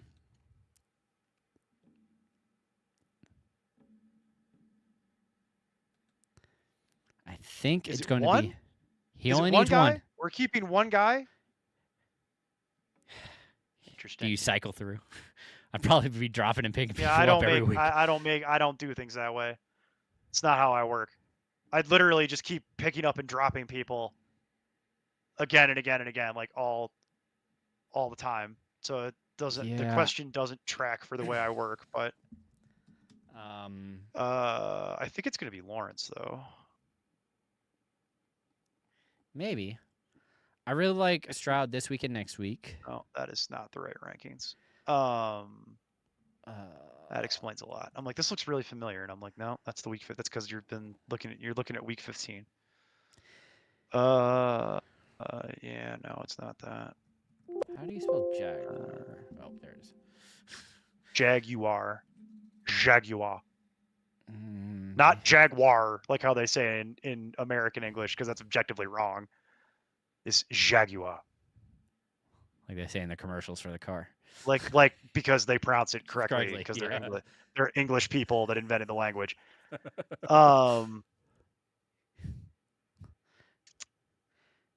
I'd go Young, uh, then Stroud, then no. I am eliminating Young and Stroud Oh, and Lawrence. rude. I am going to stick with Brissett. That's my answer to you.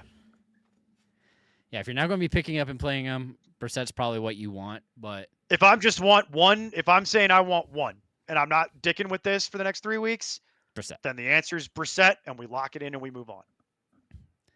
I concur. Okay. Kenan Dole, Godwin, Watson, Sutton. Sutton. Wait, hang on. I'm like, I have to double check. Hang on. As soon as I said it, I realized I have to actually go look something up. No, it's like I can feel the vein in my head is like telling me I need to be done soon. It's nobody's fault. It's just I work too many hours, unfortunately. I'm like staring at spreadsheets and talking to people on the phone all day. Damn, I have them like all literally right next to each other. I have Watson, Godwin, and Sutton literally on top of each other. Yep. Giggity. And I'm gonna play Sutton barely. Yeah, it's barely. It's really close. That's the closest question we've had all day. That, sir, is what they call a conundrum. Yeah. That is a damn dog. Like that's like sliced so fine. We don't think you go wrong, but the options are definitely they're all there. good options. Yeah. It's just like, damn dog. That's like 26, 27, 28 in my rankings, literally like on top of each other, and you have all three. That's pretty rare. It's like hard to do. Yeah, super impressive. Okay, Marcus Soto, full PPR, one flex. I don't know why all this is here. How do you think this team is for the playoffs? Okay, let me read it here. Let me just read this.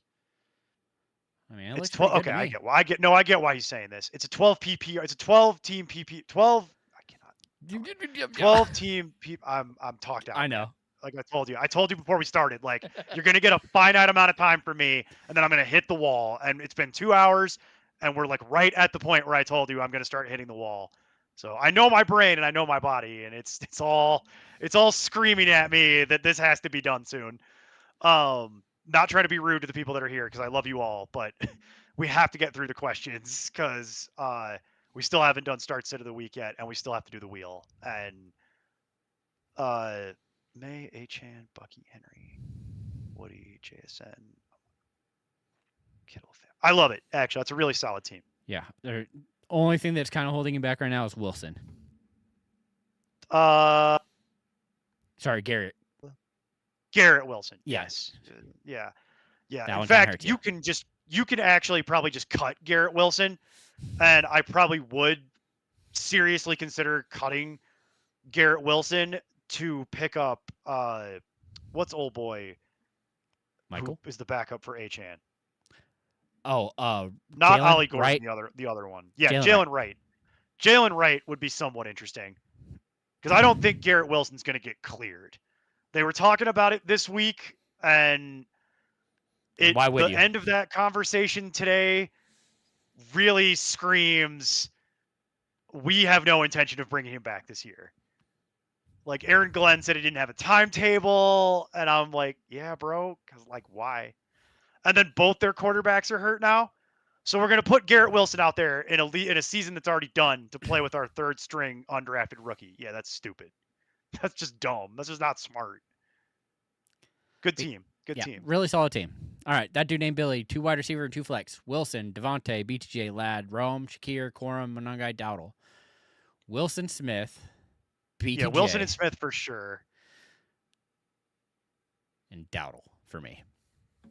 I think we're in alignment. It's definitely going to be Wilson and Smith, 100% on that because of the Yep. matchups. And then it'll be BTJ, not because I feel good about it, but because Lad McConkey is killing you, and Roma Dunze is probably going to get ruled out. So BTJ kind of becomes where I go to at that point, and then yeah, it would be Dowdle to round it out. And then Fannin or Kincaid? Fannin. Yep, Fannin again. It's just going to be Fannin, guys.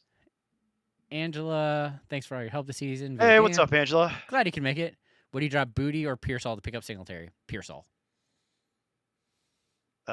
Dude's not helping you at all right now. Yeah, you can drop Pearsall. You don't need him anymore.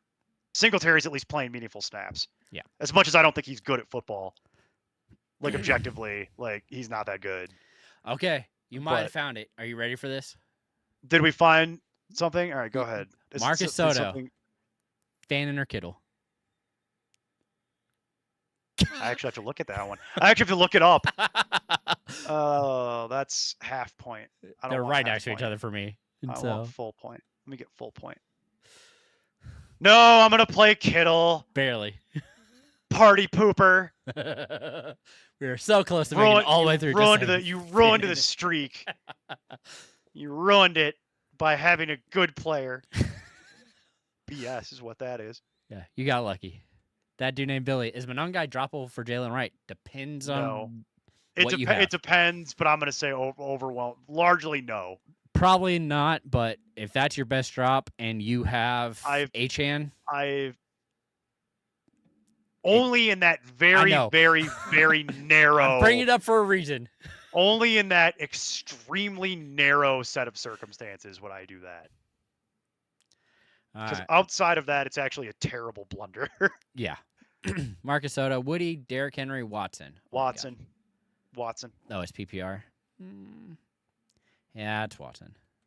It's Watson, but the only conversation there would be Woody would be the other one. Depending on health. Not playing Henry, yeah. But Woody being beat up scares me, so we'll play Watson. Got to use it while you got it. Before he inevitably gets back on IR. Who said that? That was mean. Oh, golly. Have Stroud and Caleb. Should I drop one for JJ? No. I know he had a good game, but I still JJ McCarthy it needs to do a level of work, so much more work in order to make my fantasy roster that he will literally not be capable of doing it within this calendar year. Yeah. There's no scenario where he could do it. The one saving grace for him is he has a really nice schedule. Their schedule is super easy, but no. I would rather just roll with Stroud and Caleb. Yep. All right. Keenan Dole again. Do you think CD plays this week after limited participation today? It's impossible to say. Yeah. I would lean probably because I'm leaning towards yes. I'm leaning towards yes, but it's impossible for me to tell you that on a Wednesday with any real certainty. Come back on Friday. Yeah, his last concussion was 2021, so that's the only reason I'm also bringing that up. Because come back on Friday. Yep. I'm telling you right now. Don't even worry about this until Friday. You won't have no one will have enough information until Friday to answer this question. If he practices in a limited fashion tomorrow, after practicing limited today, and then practices Friday, he will likely play. If he does not practice for any reason tomorrow or Friday, you need to expeditiously be finding a backup plan, whatever that is. All right. Everhart's back. Schultz, Parkinson, Jawan Johnson, or Tyler Warren. Since we kind of said that we don't really like Jawan. So I was like, I could bring it up, but I still have them higher. No, that's not enough. Yep. Good thought, Daniel. Good thought. I appreciate the thought, but no. We love you trying, just still not there. All right. Parkinson, you're going the wrong way. Well, I saw that briefly. You're going the wrong way, sir. You're getting worse. Schultz was a good thought. But now you're going the wrong way. Too far south. Need 3. Get all these questions in, buddy, because I'm not answering them next year. I'm not kidding. I am kidding. I'm not, but I am. Non-PPR, need 3. Collins, Rice, Pickens, Igbuka, Jacoby. It's just who's going to score the most touchdowns, which means it's Collins, Rice, and then it's a question. Whoa. Chargers have a really good defense. Sorry, I couldn't even say what the straight face. No, I don't tried. have time for this. I literally It's do not Collins, have time Pickens, for and this. Jacoby Like, for me. what is it for you? Collins, Pickens, and Jacoby. Interesting. I'm going to go Collins, Rice, and Jacoby. Oh, that is interesting. Okay. Yeah, that's close enough. I'm fine with either of those. I mean, it's all a fine line when it comes to those. We're not playing Ibuka is really the answer. Yeah, that's really to be honest with you, I could make this simple. Just remove Ibuka from your list, and whatever other 3 you choose, you'll probably be pretty happy with it. Yeah. But I like Rice to get in the end zone a little more than Pickens, and it's standard, so that's always how we do it. Yeah. That's how it works. Makes me It's more. just guessing touchdown. It's just guessing touchdowns, That's which is impossible. fundamentally not possible, but we will try for you. Iggy, one wide receiver and a flex. Olave, Jameson Williams, Is Iggy Henderson, the and Woody. dog's name, you think? It has to be. The dog looks like an Iggy. The dog's adorable. It's got little eyebrows. Always dogs with eyebrows. Always a fan favorite. Makes such a huge difference because you can really tell what they're thinking a little easier when they have eyebrows. Very expressive little face. Look at him. I'm sorry. I'm the Advil's wearing off, and it's it's not going great. One wide receiver and a flex. Playing both the wide receivers. Yes, I am. I agree with that. Okay. It's close. If you want to play Woody, I'm very fine doing close. that, but it is very close. But in this is when you get this fine, you're this close. We will recommend wide receivers to you, typically in PPR. It's just how it works. All right, Daniel Everhart, PPR, cut 1, Worthy, QJ, Stevenson, Tracy, Worthy. Even QJ is seeing more targets. I don't have a strong preference between either Worthy or QJ. Yeah. Cut which either of the two that you like the least. That's your choice, but those are the two that I would be Whoever picking has between. spot you more. Whoever has irritated you more. That's fair. Whoever has annoyed you more throughout the course of this year between those two is who I would cut. Worthy or QJ. Because Stevenson and Tracy, warts and all, are still playing meaningful snaps. Yep, it's not a super flex, so you're only starting one. You at no level in a non-super flex do you need 3 quarterbacks ever under any circumstances. So yeah, we're dropping Brissett for Dart and keeping Purdy. You know what? I'll give you the one outlier where you might have needed 3 quarterbacks, and it's incredibly specific. Okay. If you had Drake May and Jackson Dart last week, I would have had a 3rd quarterback on my team. Outside of that very insanely narrow set of circumstances, you do not need 3 quarterbacks ever in a redraft league. Yeah. In a 1 quarterback redraft league. These matchups are a lot better now, so you should be fine. Well, they're not a bunch of teams on bye. Yeah. Also helps. Marcelo takes. Was wondering if you can give me some advice. Need to decide 3. I love the picture. I'm sorry. The Yeah. picture is excellent. The picture is excellent. Between 3 players, need a wide receiver and a flex. They're Diggs, Evans, and Williams. That's a good one. Think I'm still going to go Williams and Diggs. But completely understand. So he needs 1 wide receiver and 1 flex? Yep. Kyron Williams and Stephon Diggs. Yep. For reasons that were stated at the beginning of the show. We are very iffy on Evans and his usage and how this team is going to look. We just literally couldn't tell you. Could not tell you what the target distribution is going to be at all. Same issue I had. Was it last week that Reed came back? Yeah. It's the same thing. Yeah. Same reason I was off on Watson because I wasn't sure. Don't know what to tell you. So it's like, I know what I'm going to get to within a reasonable approximation from Williams and Diggs, and that's what I'm going with in the playoffs. All right. I would never, I'll put it to you this way. Could you live with yourself if you started Evans and then you put up a 0 after being hurt and not playing all year? Would you be happy about that's how your season ends? Or would you be pissed about it for like weeks after? Because I know how I'd be. I'd be pissed about it for not weeks. I'd remember it forever. I would remember it in the old folks' home. I'd be dribbling about it to my nurse. Like, and then I'm 20, and then I played Mike Evans, and I'm an idiot. Like, so all right, let's go. All right. More question. Jeremy Torres, Hall, Walker, Bam, Neal. Pick one. Full PPR. You are praying that Breece Hall plays, which has just been thrown into question by today's practice reports. Yeah. More Do than not likely. like your other options nearly as much. If Hall is ruled out and I do not have Isaiah Davis, critically, by the way, if Hall is out and you do not already have and cannot get Isaiah Davis, which would be my preference, it would be Devin Neal. Yep. I concur. Then Theo Johnson or Andrews. Ugh, I think it's Andrews. Ooh, Andrews, and I don't like it. Yes. I don't need to look. I already know. It's Andrews, and I don't feel good about it. B-Rad. 2 half PPR league. Fan in or bust from what yeah, pretty much. Hey, I got Fannin at 4. Yeah. So the idea that you are gonna play anyone over Fannin this week is like you literally have to have George Kittle or Trey McBride or Maybe Brock Bowers. Yeah, maybe. It's like that's literally like that's all you could possibly have at tight end that I would be, because there's a literal gap after Fannin to everyone else, and it's not a small gap. Yeah. It's not the Grand Canyon, but it's not a gap that you could jump over without pulling your hamstring. Statistically speaking. Double checking. Kelsey or Fannin? Fannin. Andrews or Fannin? Fannin. Okay. Just making sure that the answers are there and on, yeah. record.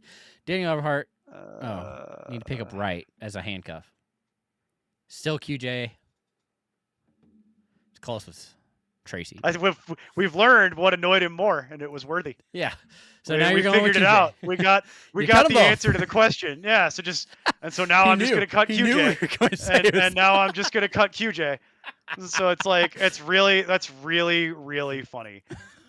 We did not say that at all. We did not plan that. But you've literally told on yourself in such a hilarious way, Daniel, that you should go back later and watch this, because that kind of made my day, actually, in a very real way.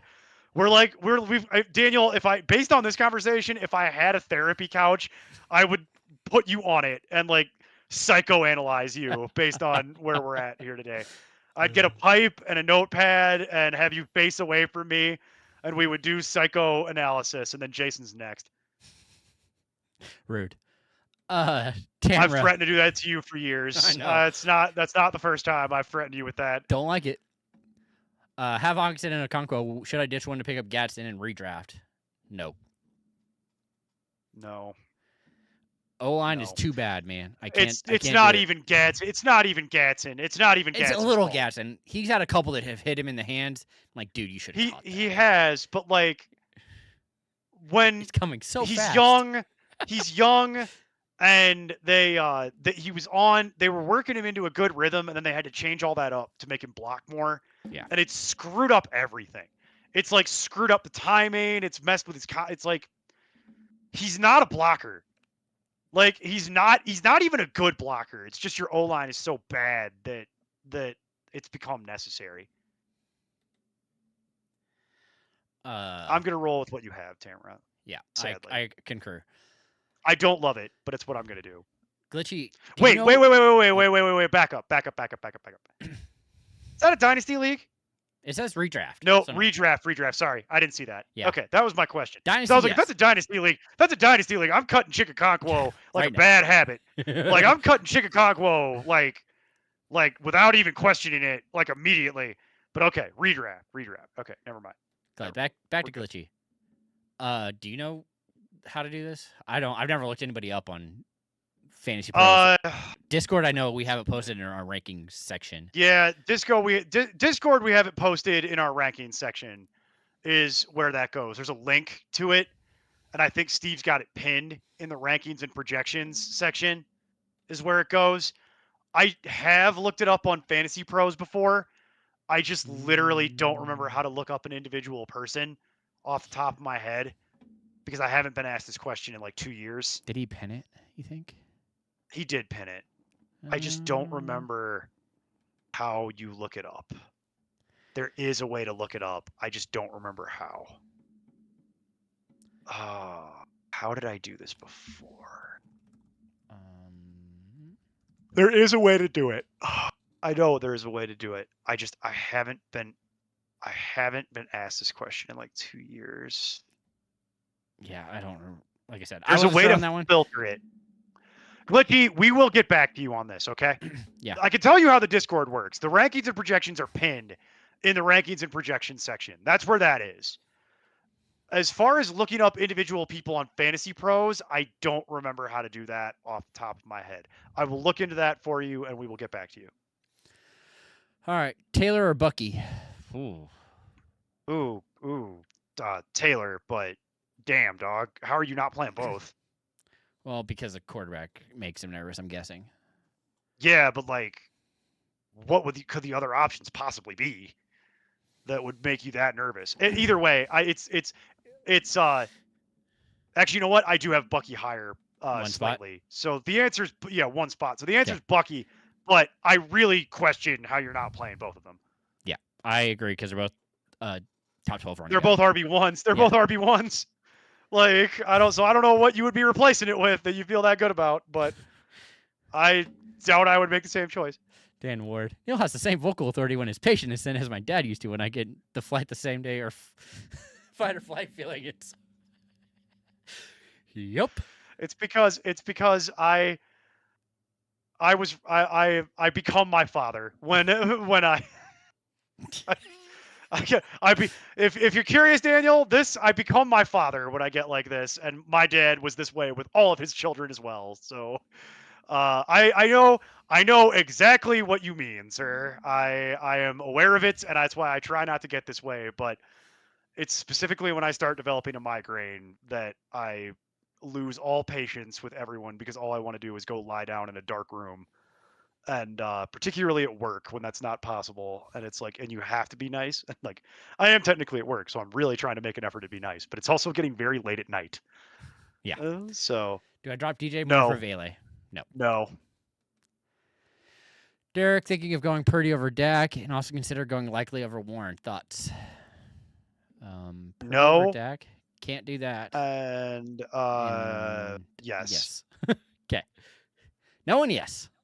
We kind of went over the Dak. Well, we've covered a lot of that already previously in the show, so check out the recording. Next question. Avery Chapman said he got skipped. I don't. Oh, did we not answer this one? Do I play Terry Wilson, Sutton, or Pittman at wide receiver 2? We did this. It was Wilson. And... It was Wilson because it's literally one. Do I play Terry, Wilson, Sutton, or Pittman at wide receiver 2? It's one player. It's Wilson. It's not close. Yeah, it's Michael Wilson. So I apologize if that did not come through, but I do remember answering this. Sorry. It is Mike Wilson. Sorry if that didn't, for whatever reason, it didn't get to you, but the answer is Mike Wilson, and it is not close. All right. Then Juan Pena, E. Wilson, or Jay Wright?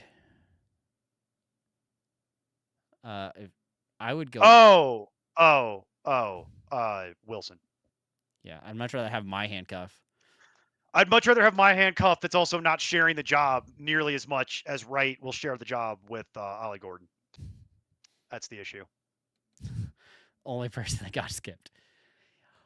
Like I said, we didn't mean to if it did, but there's a delay. There's a delay, Jason, between when he's seeing this and the words that we're saying. So just nervous about we after took care of it. Also, understand that too.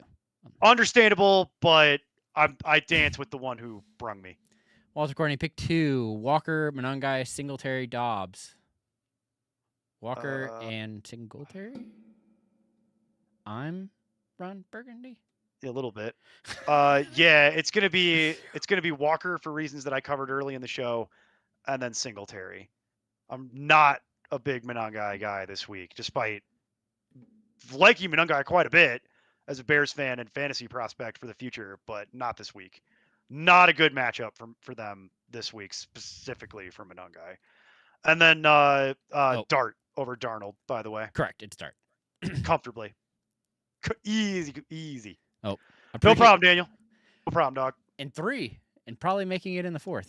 Oh, you have to play this week for that? That sucks. Ooh, yeah, that means he plays to week 18. Ew, icky. Have them change that rule. Yeah, that's Lobby brutal. for that. Lobby for that. We don't even do shows in week 18. Like, oh God, I can't do it anymore. We used to. I won't do it anymore. I'm done. I'd rather lobby. I'd rather help people lobby to change the rules in their league than do week 18 shows. Not even kidding. Not even joking. Oh, this is a fun one. The Rock and Rolla. Hey, look, literally talked about Ron Burgundy. Sorry.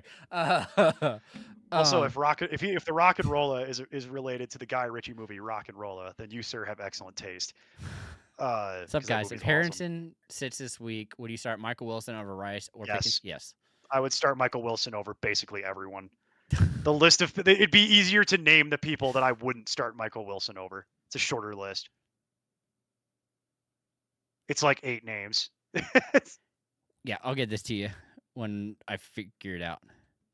Tamara, I don't ever see y'all on Fantasy Pros. I looked it up the best I could. Yeah, and I don't, like I said, I don't use it enough, so I have no idea how to do that. We submit our stuff through the expert pool, and then it goes in as important nonsense. So it's like a staff thing. We used to have our individual stuff up there. That was part of our old website, which died a horrible sticky death. Thanks, hackers. Love you.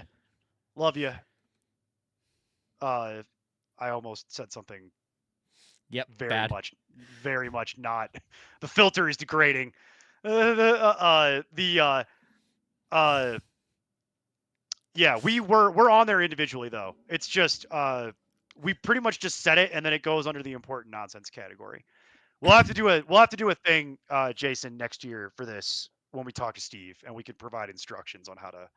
Yeah. We'll provide instructions in the Discord on how to look all that up. I think that's what we do. We will figure it out for sure. All right. Yeah, it's just not going to happen in 3 weeks. Oh, so that's why he asked. Gibbs is RB1. That makes more sense. Can you not flex Taylor? Probably playing all 3 running backs, dog.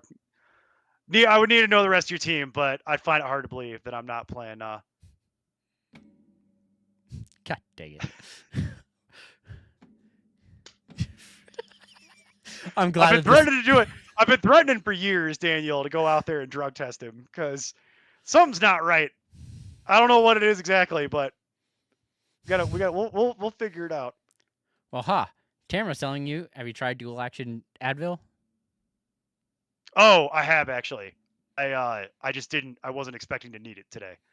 I also wasn't expecting to work a 14-hour workday today, which is part of it. So I wasn't expecting to work from like 5:30 in the morning, 6 in the morning until 10 minutes before this show functionally started. So that wasn't really part of the plan.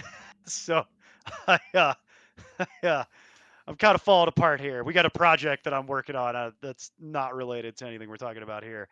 And some very, very uncool people are putting us through the ringer on that. And boy, oh boy, are they going to be sad when people start taking vacation in the next week. So we had to make sure they got their deliverables today, and it was not pretty. Yeah, the Advil dual action, though, that's the good stuff. I'm convinced one day that's going to get moved from in front of the counter to behind the counter. You know what I mean? Too good. This is true. From Dan Ward, Neil's angry rant about the fall of the website is top 3 moment in show history. I'll never not be mad about it. I'll be mad about it until 5 years after I'm. I'll be mad about it until 5 years after I'm dead. And if you think I'm mad about it, you should see Steve. Like if you think I'm mad about it, I've never seen Steve that. Well, it's not entirely true. I've almost never seen Steve that mad. He was freaking purple the day that I was talking to him. I thought he was gonna blow a blood vessel in his like. You could see he was so mad. You could see the vein coming out of his head. And it's like with me that doesn't matter because you can see that all the time because I'm bald. But with Steve, it's like he has hair. Like it's like that's not normal. Like I thought he was gonna have an aneurysm. I was like, I was trying to talk him off the ledge, and if I'm trying to talk him off the ledge, we've arrived at a weird place where I'm the one calming people down. But all right, we finally caught up. Holden Camp, all right, Igbuka or Jawan Jennings versus the Titans. I have Jennings higher, but you're probably Jawan Jennings, but it's not by much. Yeah, it's real close. So it really speaks to how much I've had to lower Igbuka this week, just because we don't know what the target distribution is. Love the player, love his quarterback, love the team in general. Such a fun story. literally not something I want to get invested in for this week until I know what the target distributions are going to look like moving forward. All right, we've got to that point. I'm going to ask you, who is your quarterback start of the week? You're going to ask me? Oh, Yeah, because God. I don't think you're going. Mine's pretty easy, and I don't think you'll pick him, so I'm not worried about it. Oh, okay. Because I brought it up earlier, and you were like, "What? You're stoned." Hence the joke. Oh. So I already know what it is then. You probably. My short-term memory's not that bad. Yeah. Like it's not great, but I can remember what happened a couple minutes ago. So that was like an hour and a half ago, dog.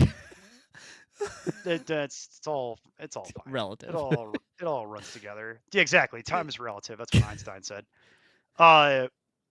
So this, just so we're clear, this is not a good week to be streaming quarterbacks. Okay. Yeah. That's why we were talking about Understatement. that's why we were talking about I would love to sit Baker Mayfield. ... If I could. For what, dog? Yeah, not a lot of good choices this week. So where I am at with it is it's just going to be it. I don't feel good about it, but it's Jacoby Brissett, and it's what we talked about earlier. It's the 40 attempts per week, and it's the fact that there's going to be so much garbage time in that game, more than likely, that he kind of just by default wins as the streaming quarterback option as the start of the week. Okay, now talk to us about why you're going to pick Shedeur and almost. You're so close. Bo Nix versus the Packers. Oh, okay. I think this is actually a game that's the other time that I yeah, threatened to drug test you because it did happen twice. But yeah, the upside's there. He's going to have to throw. This is the first game in a while where he's going to have to actually keep up. Even though I understand that Broncos have a really good defense, the ability of the Packers to throw to anybody that's open is going to cause them issues. So whether that is Watson, whether that is Reed, whether that is anybody else that they have on that roster that can catch a ball, because they all can, causes it to be more difficult to lock in on one player. So this is going to be a very interesting matchup, and I'm watching this very closely because I do think the upside is there, and Knicks will have to throw. All right. So who are you sitting then? Who's your sit of the week? Shouldn't be surprised. Patrick Mahomes versus the Chargers. Yeah, that's the easy answer. I've been saying it for a couple weeks now. Just phoning it in over there. Not even trying anymore. Well, not even trying. Talk about a slugfest. This is it. We're back to the Eagles and Chargers of last week. That's the same reason I was iffy on Hurts. So back to it. Let's go. No, I know what you mean. I know what you mean. Also, no tackle for What's funny about this is that this was actually way harder than the other option because there are 12 guys, but the 12 at the top you actually feel relatively decent about, except for Patrick Mahomes, because I actually agree with you. Patrick Mahomes is the obvious choice on the provided list. So I'll give an honorable mention here, and the honorable mention would be Jared Goff. Because I know that they have it all to play for, and I know that they really need to win that game. But let's not lose sight of the idea that is not a good matchup on the road in LA. That is not an easy game. And the Rams have a really, really, really good defense. So you're not going to have better options than Goff, more than likely. But I would temper my expectations slightly depending on that is not a lock. It's not a lock that Goff's going to go out and light them up for 3 touchdowns. That is not a guarantee in that game.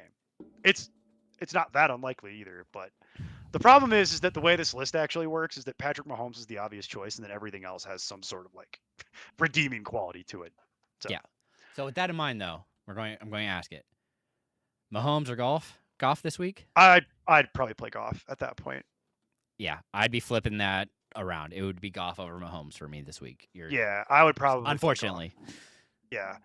I've really lost it in the fact that don't want to play Mahomes. Just as bad as the Chargers. Yeah, I don't want to play Mahomes, even though it's a home game for them. It's a Very division scary. game. It's a division game. A lot of weird crap can happen, and the Chiefs' O-line, to Jason's point, is diabolical. Like it's going to get somebody killed. This is what happens when you haven't had quality O-line play for years, and it just gets worse and worse and worse, and you have no ability to fix it through either the draft or through the cap, because that's what happens to these dynasties. You know what I mean? Eventually, they'll develop a glaring weakness somewhere, and it's just a question of whether or not they can keep it together. All right. Who's your running back start of the week? Again, shouldn't be surprised. Devin Singletary versus Commanders. We talked about Dart and how good he is. Singletary seems to be the ones that they go to at the goal line. And I'm taking those carries, much like I took Hunt back in the day when they were using him there and they could make it there, was fully on board. Now it's the Giants against the Commanders. Commanders can't really seem to stop anything, so trusting it a little more. I can't really argue with any of that other than my Tracy. usual point about, like, well, it's not so much that. It's more like just Devin Singletary isn't very good. No. Like, it's like he's not good. The only reason he has made it this far is just based on opportunity, you know. But that being said, you know, he's there. He's still there. He's there and he's gonna do stuff. That's definitely what's gonna happen. I was actually wondering if you were going to talk about Tony Pollard, because so many people, we haven't talked about Tony Pollard at all this show. For and a reason. If you go on the, well, yeah, I know, but if you go on the internet, people they're just talking themselves right back into Tony Pollard, and I'm like, y'all scare me. You spend all year being pissed off about Tony Pollard, and then he has one good game, and suddenly everybody's right back on the horse, and I'm like, what the hell am I reading? Like, that whole back and forth was like really concerning to me, just about like people's mental state, you know, where I'm just like, what's going on over there? Like, it's a little sketchy, what's going on between the years.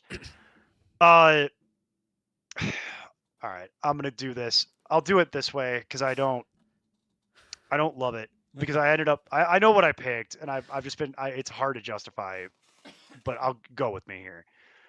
The answer is actually, the answer is Bam Knight. And it's not because I think Bam Knight is particularly good or has a particularly good matchup this week or anything like that. It's just that I mentioned it earlier. The man just keeps failing upwards because everyone just keeps getting hurt. And now they've said that Trey Benson is not going to get activated. So Bam Knight just bought himself a ticket to mattering for the rest of the year. And while this individual matchup isn't great, everyone else on that team is beat up except for him. So if there was ever a week where he would get more volume, it's this one. And then moving forward, his schedule gets dramatically easier, as we talked about. Yeah. So it's kind of just, this isn't so much about Bam Knight this week. It's more about just like, yo, if you want to roster Bam Knight for the rest of the playoffs, feel free to do so, because it actually could matter. He could provide meaningful points and snaps for you through the remainder of the playoffs. I don't like it, but that's where we are. Like, that's where we live. Who's your sit of the week, Jason?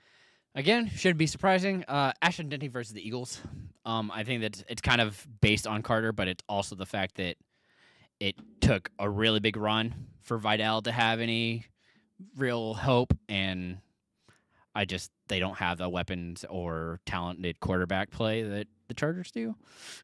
Okay. And mine is also easy. We kind of touched on it earlier in the show. For me, it is it's Omari and Hampton, and it's because it's a terrible matchup for a guy who's coming off the injury and who only has half the job, best case scenario. And he's being rated as an RB2.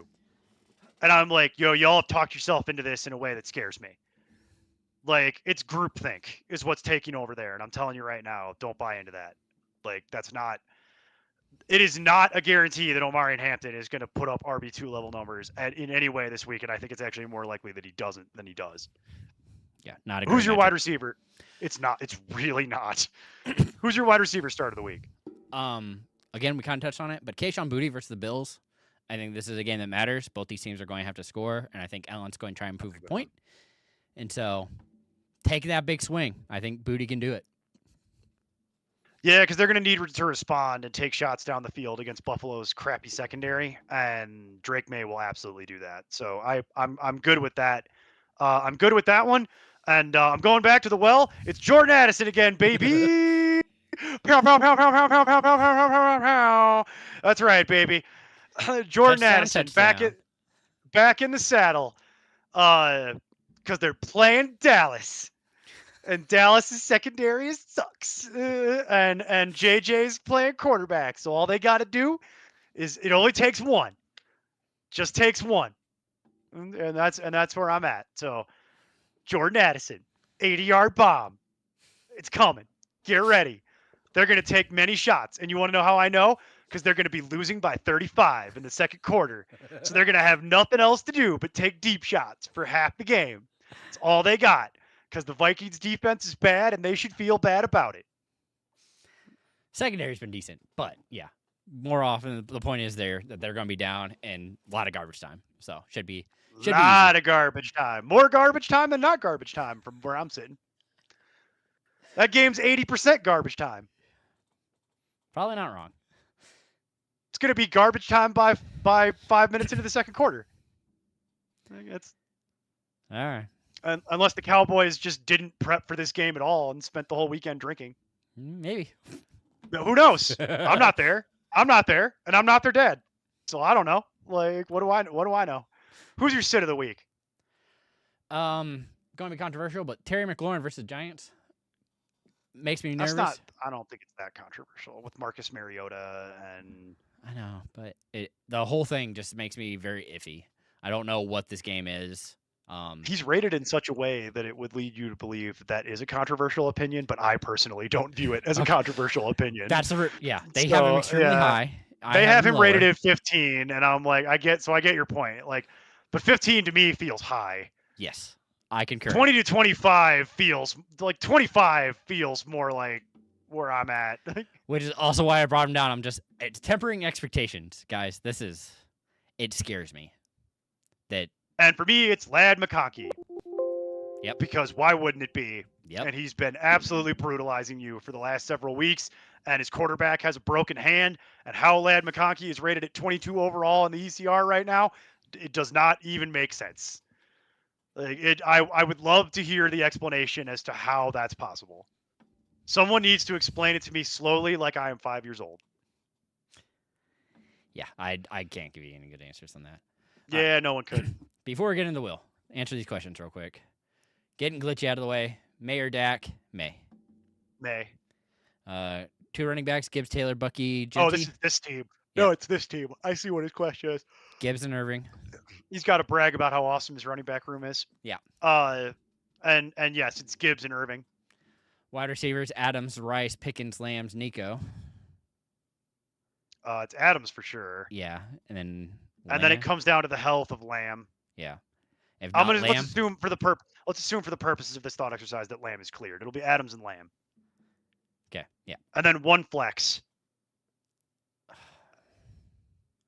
Probably. Oh, I can see now why he's actually. Yeah. I see. I sort of get it now. Yeah. I'm like, I still want to play Taylor, but man. I really want to play Taylor. I want to tell you it's Taylor, but now we're waffling between. It's Taylor, Genty, Pickens, or Nico is what it comes down to. It really comes down to Taylor or Nico for me, but look at this freaking 1%er. Yeah, I know. Look at this guy. We get it. Fine. We get it. We understand why you're good. here. Like, oh my god. Oh my god. It's and this is PPR. I'm going to assume it's PPR. I think he said it was PPR.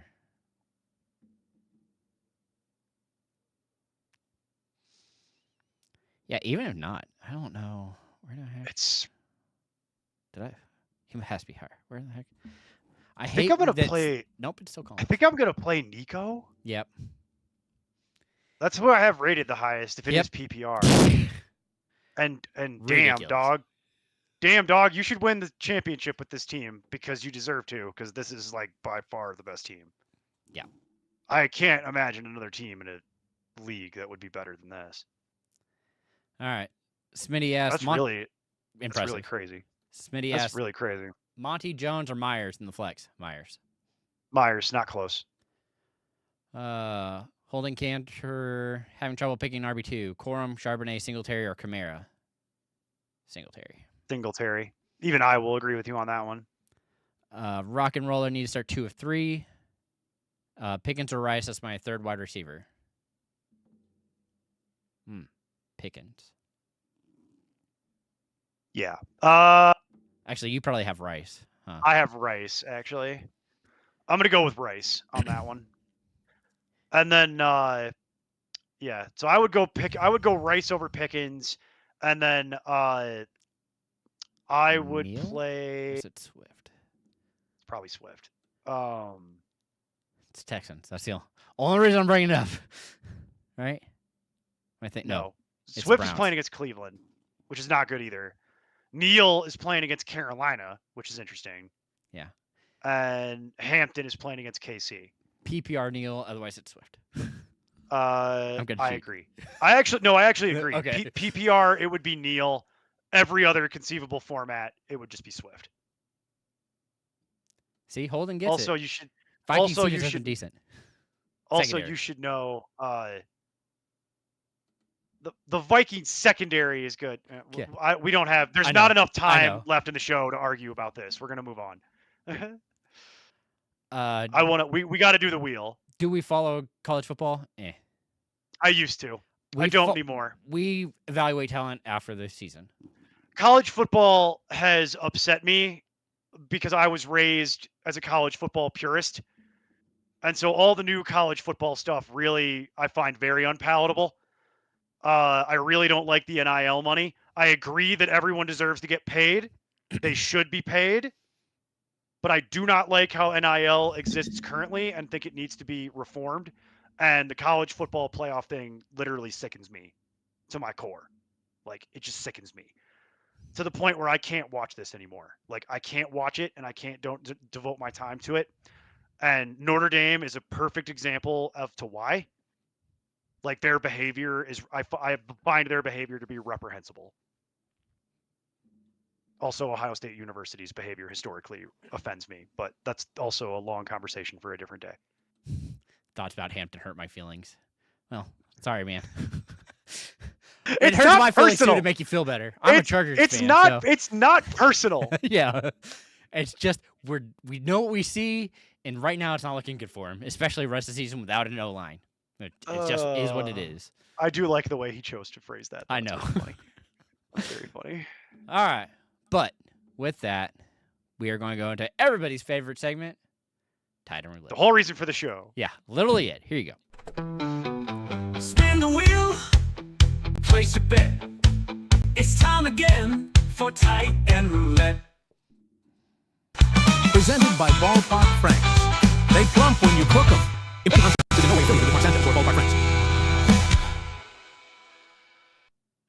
At some point, we will have to get rid of that. But right now, probably for next year. Well, we're gonna have to do something else, I think, given the state of that situation. We'll probably have to come up with something else. We'll figure something out in the off season. Don't you worry. Spin the wheel. Do do do do do do do do do do do do do do. Putting on the Schultz, Dalton Schultz. You like how that worked out? Putting on the Reds. Yeah, that's actually the correct. That's pretty much my take. There are worse streaming options. There are definitely better streaming options. What you're hoping for here is the matchup because they're playing against Arizona. So you're really kind of counting on that. It's a good matchup. That's the one positive. There are 1, 2, 3, 4, 5. There are 5 different people that are technically streaming options that I would prefer to Schultz. So it's not really something I think very highly of. Unfortunately. There are also worse. There are worse choices. As we've gone over. We saw some of them earlier. Darren Waller. Hey, look, it's one of the worst choices. I am all set on Darren Waller. I'm good here. Yeah. Not interested. Touchdown or someone bust, else much like the rest of them. Someone else can take the risk on this. There are other names I like better. I'm leaving this on the waiver wire for someone else. feels like a trap. Probably is. Surprisingly decent options this week, though. You said 5. I think that's probably pretty close. Mr. Hunter Henry. That's a decent streaming option right there. He is my number 2 streaming option this week. Yeah, I mean, we brought it up with how often they should have to throw. Like this should be. Yeah.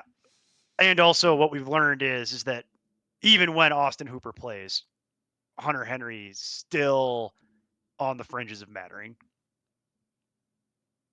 Pretty impressive, Jason, considering how long Hunter Henry's been in the league, right? Yeah, I mean, the fact that he continues to split with everybody. Yeah. I'm just impressed because the man's 31 and it feels like he's been in the league for 80 years. But it's like no, he's only 31. He's got like 4 more years left, and it's like I feel like I've been watching Hunter Henry play football for my whole life. Feels Decent like streaming option this week. Yeah, definitely works out for you. Okay, that works. It's like, golly, that's driving me crazy. Number 2 streaming option. Dallas Goddard. Yeah, I'm gonna pass on Mr. Goddard this week. Not the ideal. I know we had an 11 last week Nailed on it. 10 targets that he caught 8 of. That doesn't wash the stink of the previous 4 weeks off of it. And they're playing the Raiders, who they should be able to do whatever they want to. So I don't know how this is going to work exactly. I would temper my expectations for this.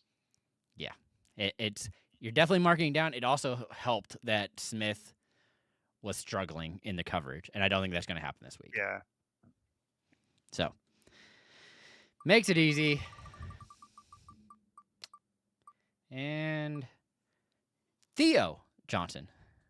Technically not even a streaming option. He's my tight end 12. So Oh. he is technically a starter for me this week, assuming he is cleared to play because he is technically still questionable. We assume in this case he will be cleared to play. He actually makes me kind of lean forward a little bit in this matchup because they are playing Washington, and Washington can't cover at all. So I've upticked all the Giants this week. All the Giants, despite the fact that it's a division game, all the Giants got a little bit of a boost. Theo, Slayton, Wandale, they all came, the pass catchers, I should say, they all came up a little bit because I think this game has the potential to go off the rails as neither team plays any defense. And all Theo Johnson has to do is fall into the end zone for you. And then whatever else you get is and probably sees three or 4 targets. I mean, he catches 3. I think it's at least that. Yeah. We'll see how much they end up having to throw. Juwan Johnson. What do you think about Juwan? I gave my feelings earlier in the show. It's not really my cup of tea this week. I don't love it. You could do worse. It's just like I keep bringing up. They are using. He's not being out there. He's not used to block. And so right now, with how they're playing, they're using their tight ends to block a lot more, which is why Hill and the other old Raiders tight end Moreau are out there blocking a lot more. And so it's just limiting how much he's out on the field, which we saw from his 90% when he started the year. He's now down to closer to 70. This past week he was 50. No. He went from 90 for like most of the year. Then it went down into the 70s, and it was hovering in the 70s for like several weeks. And then last week was brutal. It was 50. Yeah. It's not going the right way. It's been consistently going the wrong way all year as they've been eliminated and are now trying to figure out what to do. Frankly, also, I think they need to. Well, candidly, Jason, they probably should have been using their tight end to block the whole time, and maybe that wouldn't have got their quarterback killed. But what the hell do I know?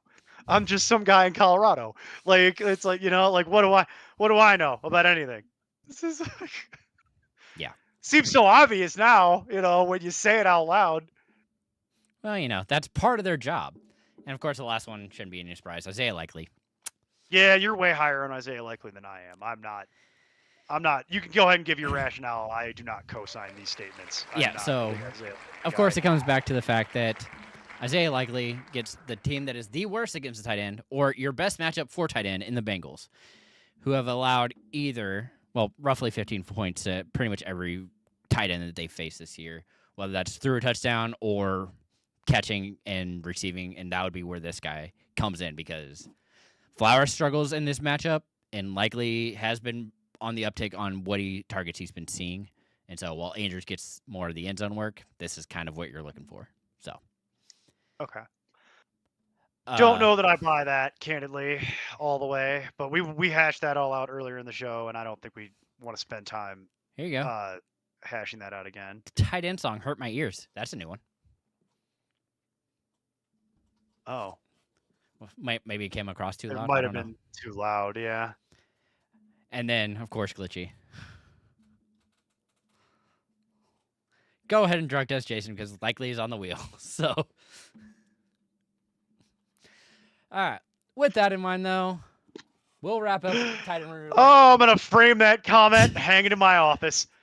I'm gonna print that off and I'm gonna frame it and I'm gonna hang that like right above my computer is where that's gonna go. Right next to my signed Steve Spurrier football and oh man. May or Dart? The answer This is a good May. one. It's May, by the way. But yeah. but that is a really good question. May offers a lot more upside, unfortunately. Dart's probably safer, but gotta roll with it. We'll revisit the Dart question next year. Dart is gonna be I have this feeling that if history is any guide, Jason, that I will roster so much Jackson Dart next year because he'll be getting drafted in that Drake May 9th round range where people are like, I don't know how to feel about it. And I'm going to be like, I know how to feel about it. Damn it. I know exactly how to feel about it. This is exactly what I'm trying to do. So thank you. Right. Well, with that, we're going to get out of here. Play us out. Yeah. No, I just think we can end from there. So we will see how that goes, and we'll just get out of here for the night. We've answered all the questions. We're all caught up. So hope you all will be back tomorrow for the start sit ahead of the game. Betting show back Friday, and then I'll be back Sunday to answer all of your questions. So remember, as always, good luck. Good luck. Win your playoff game. We expect to see all of you back next week. Yeah, because it's going to be brutal. So remember, as always, to keep up the gun nonsense, and good luck this week. Be strong. Oh, damn it.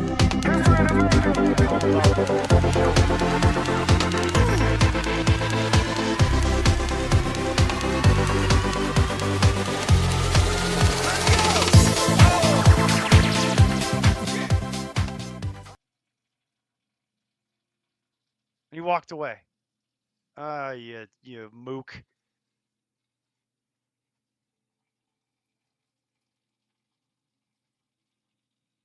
Jason, get your ass back here.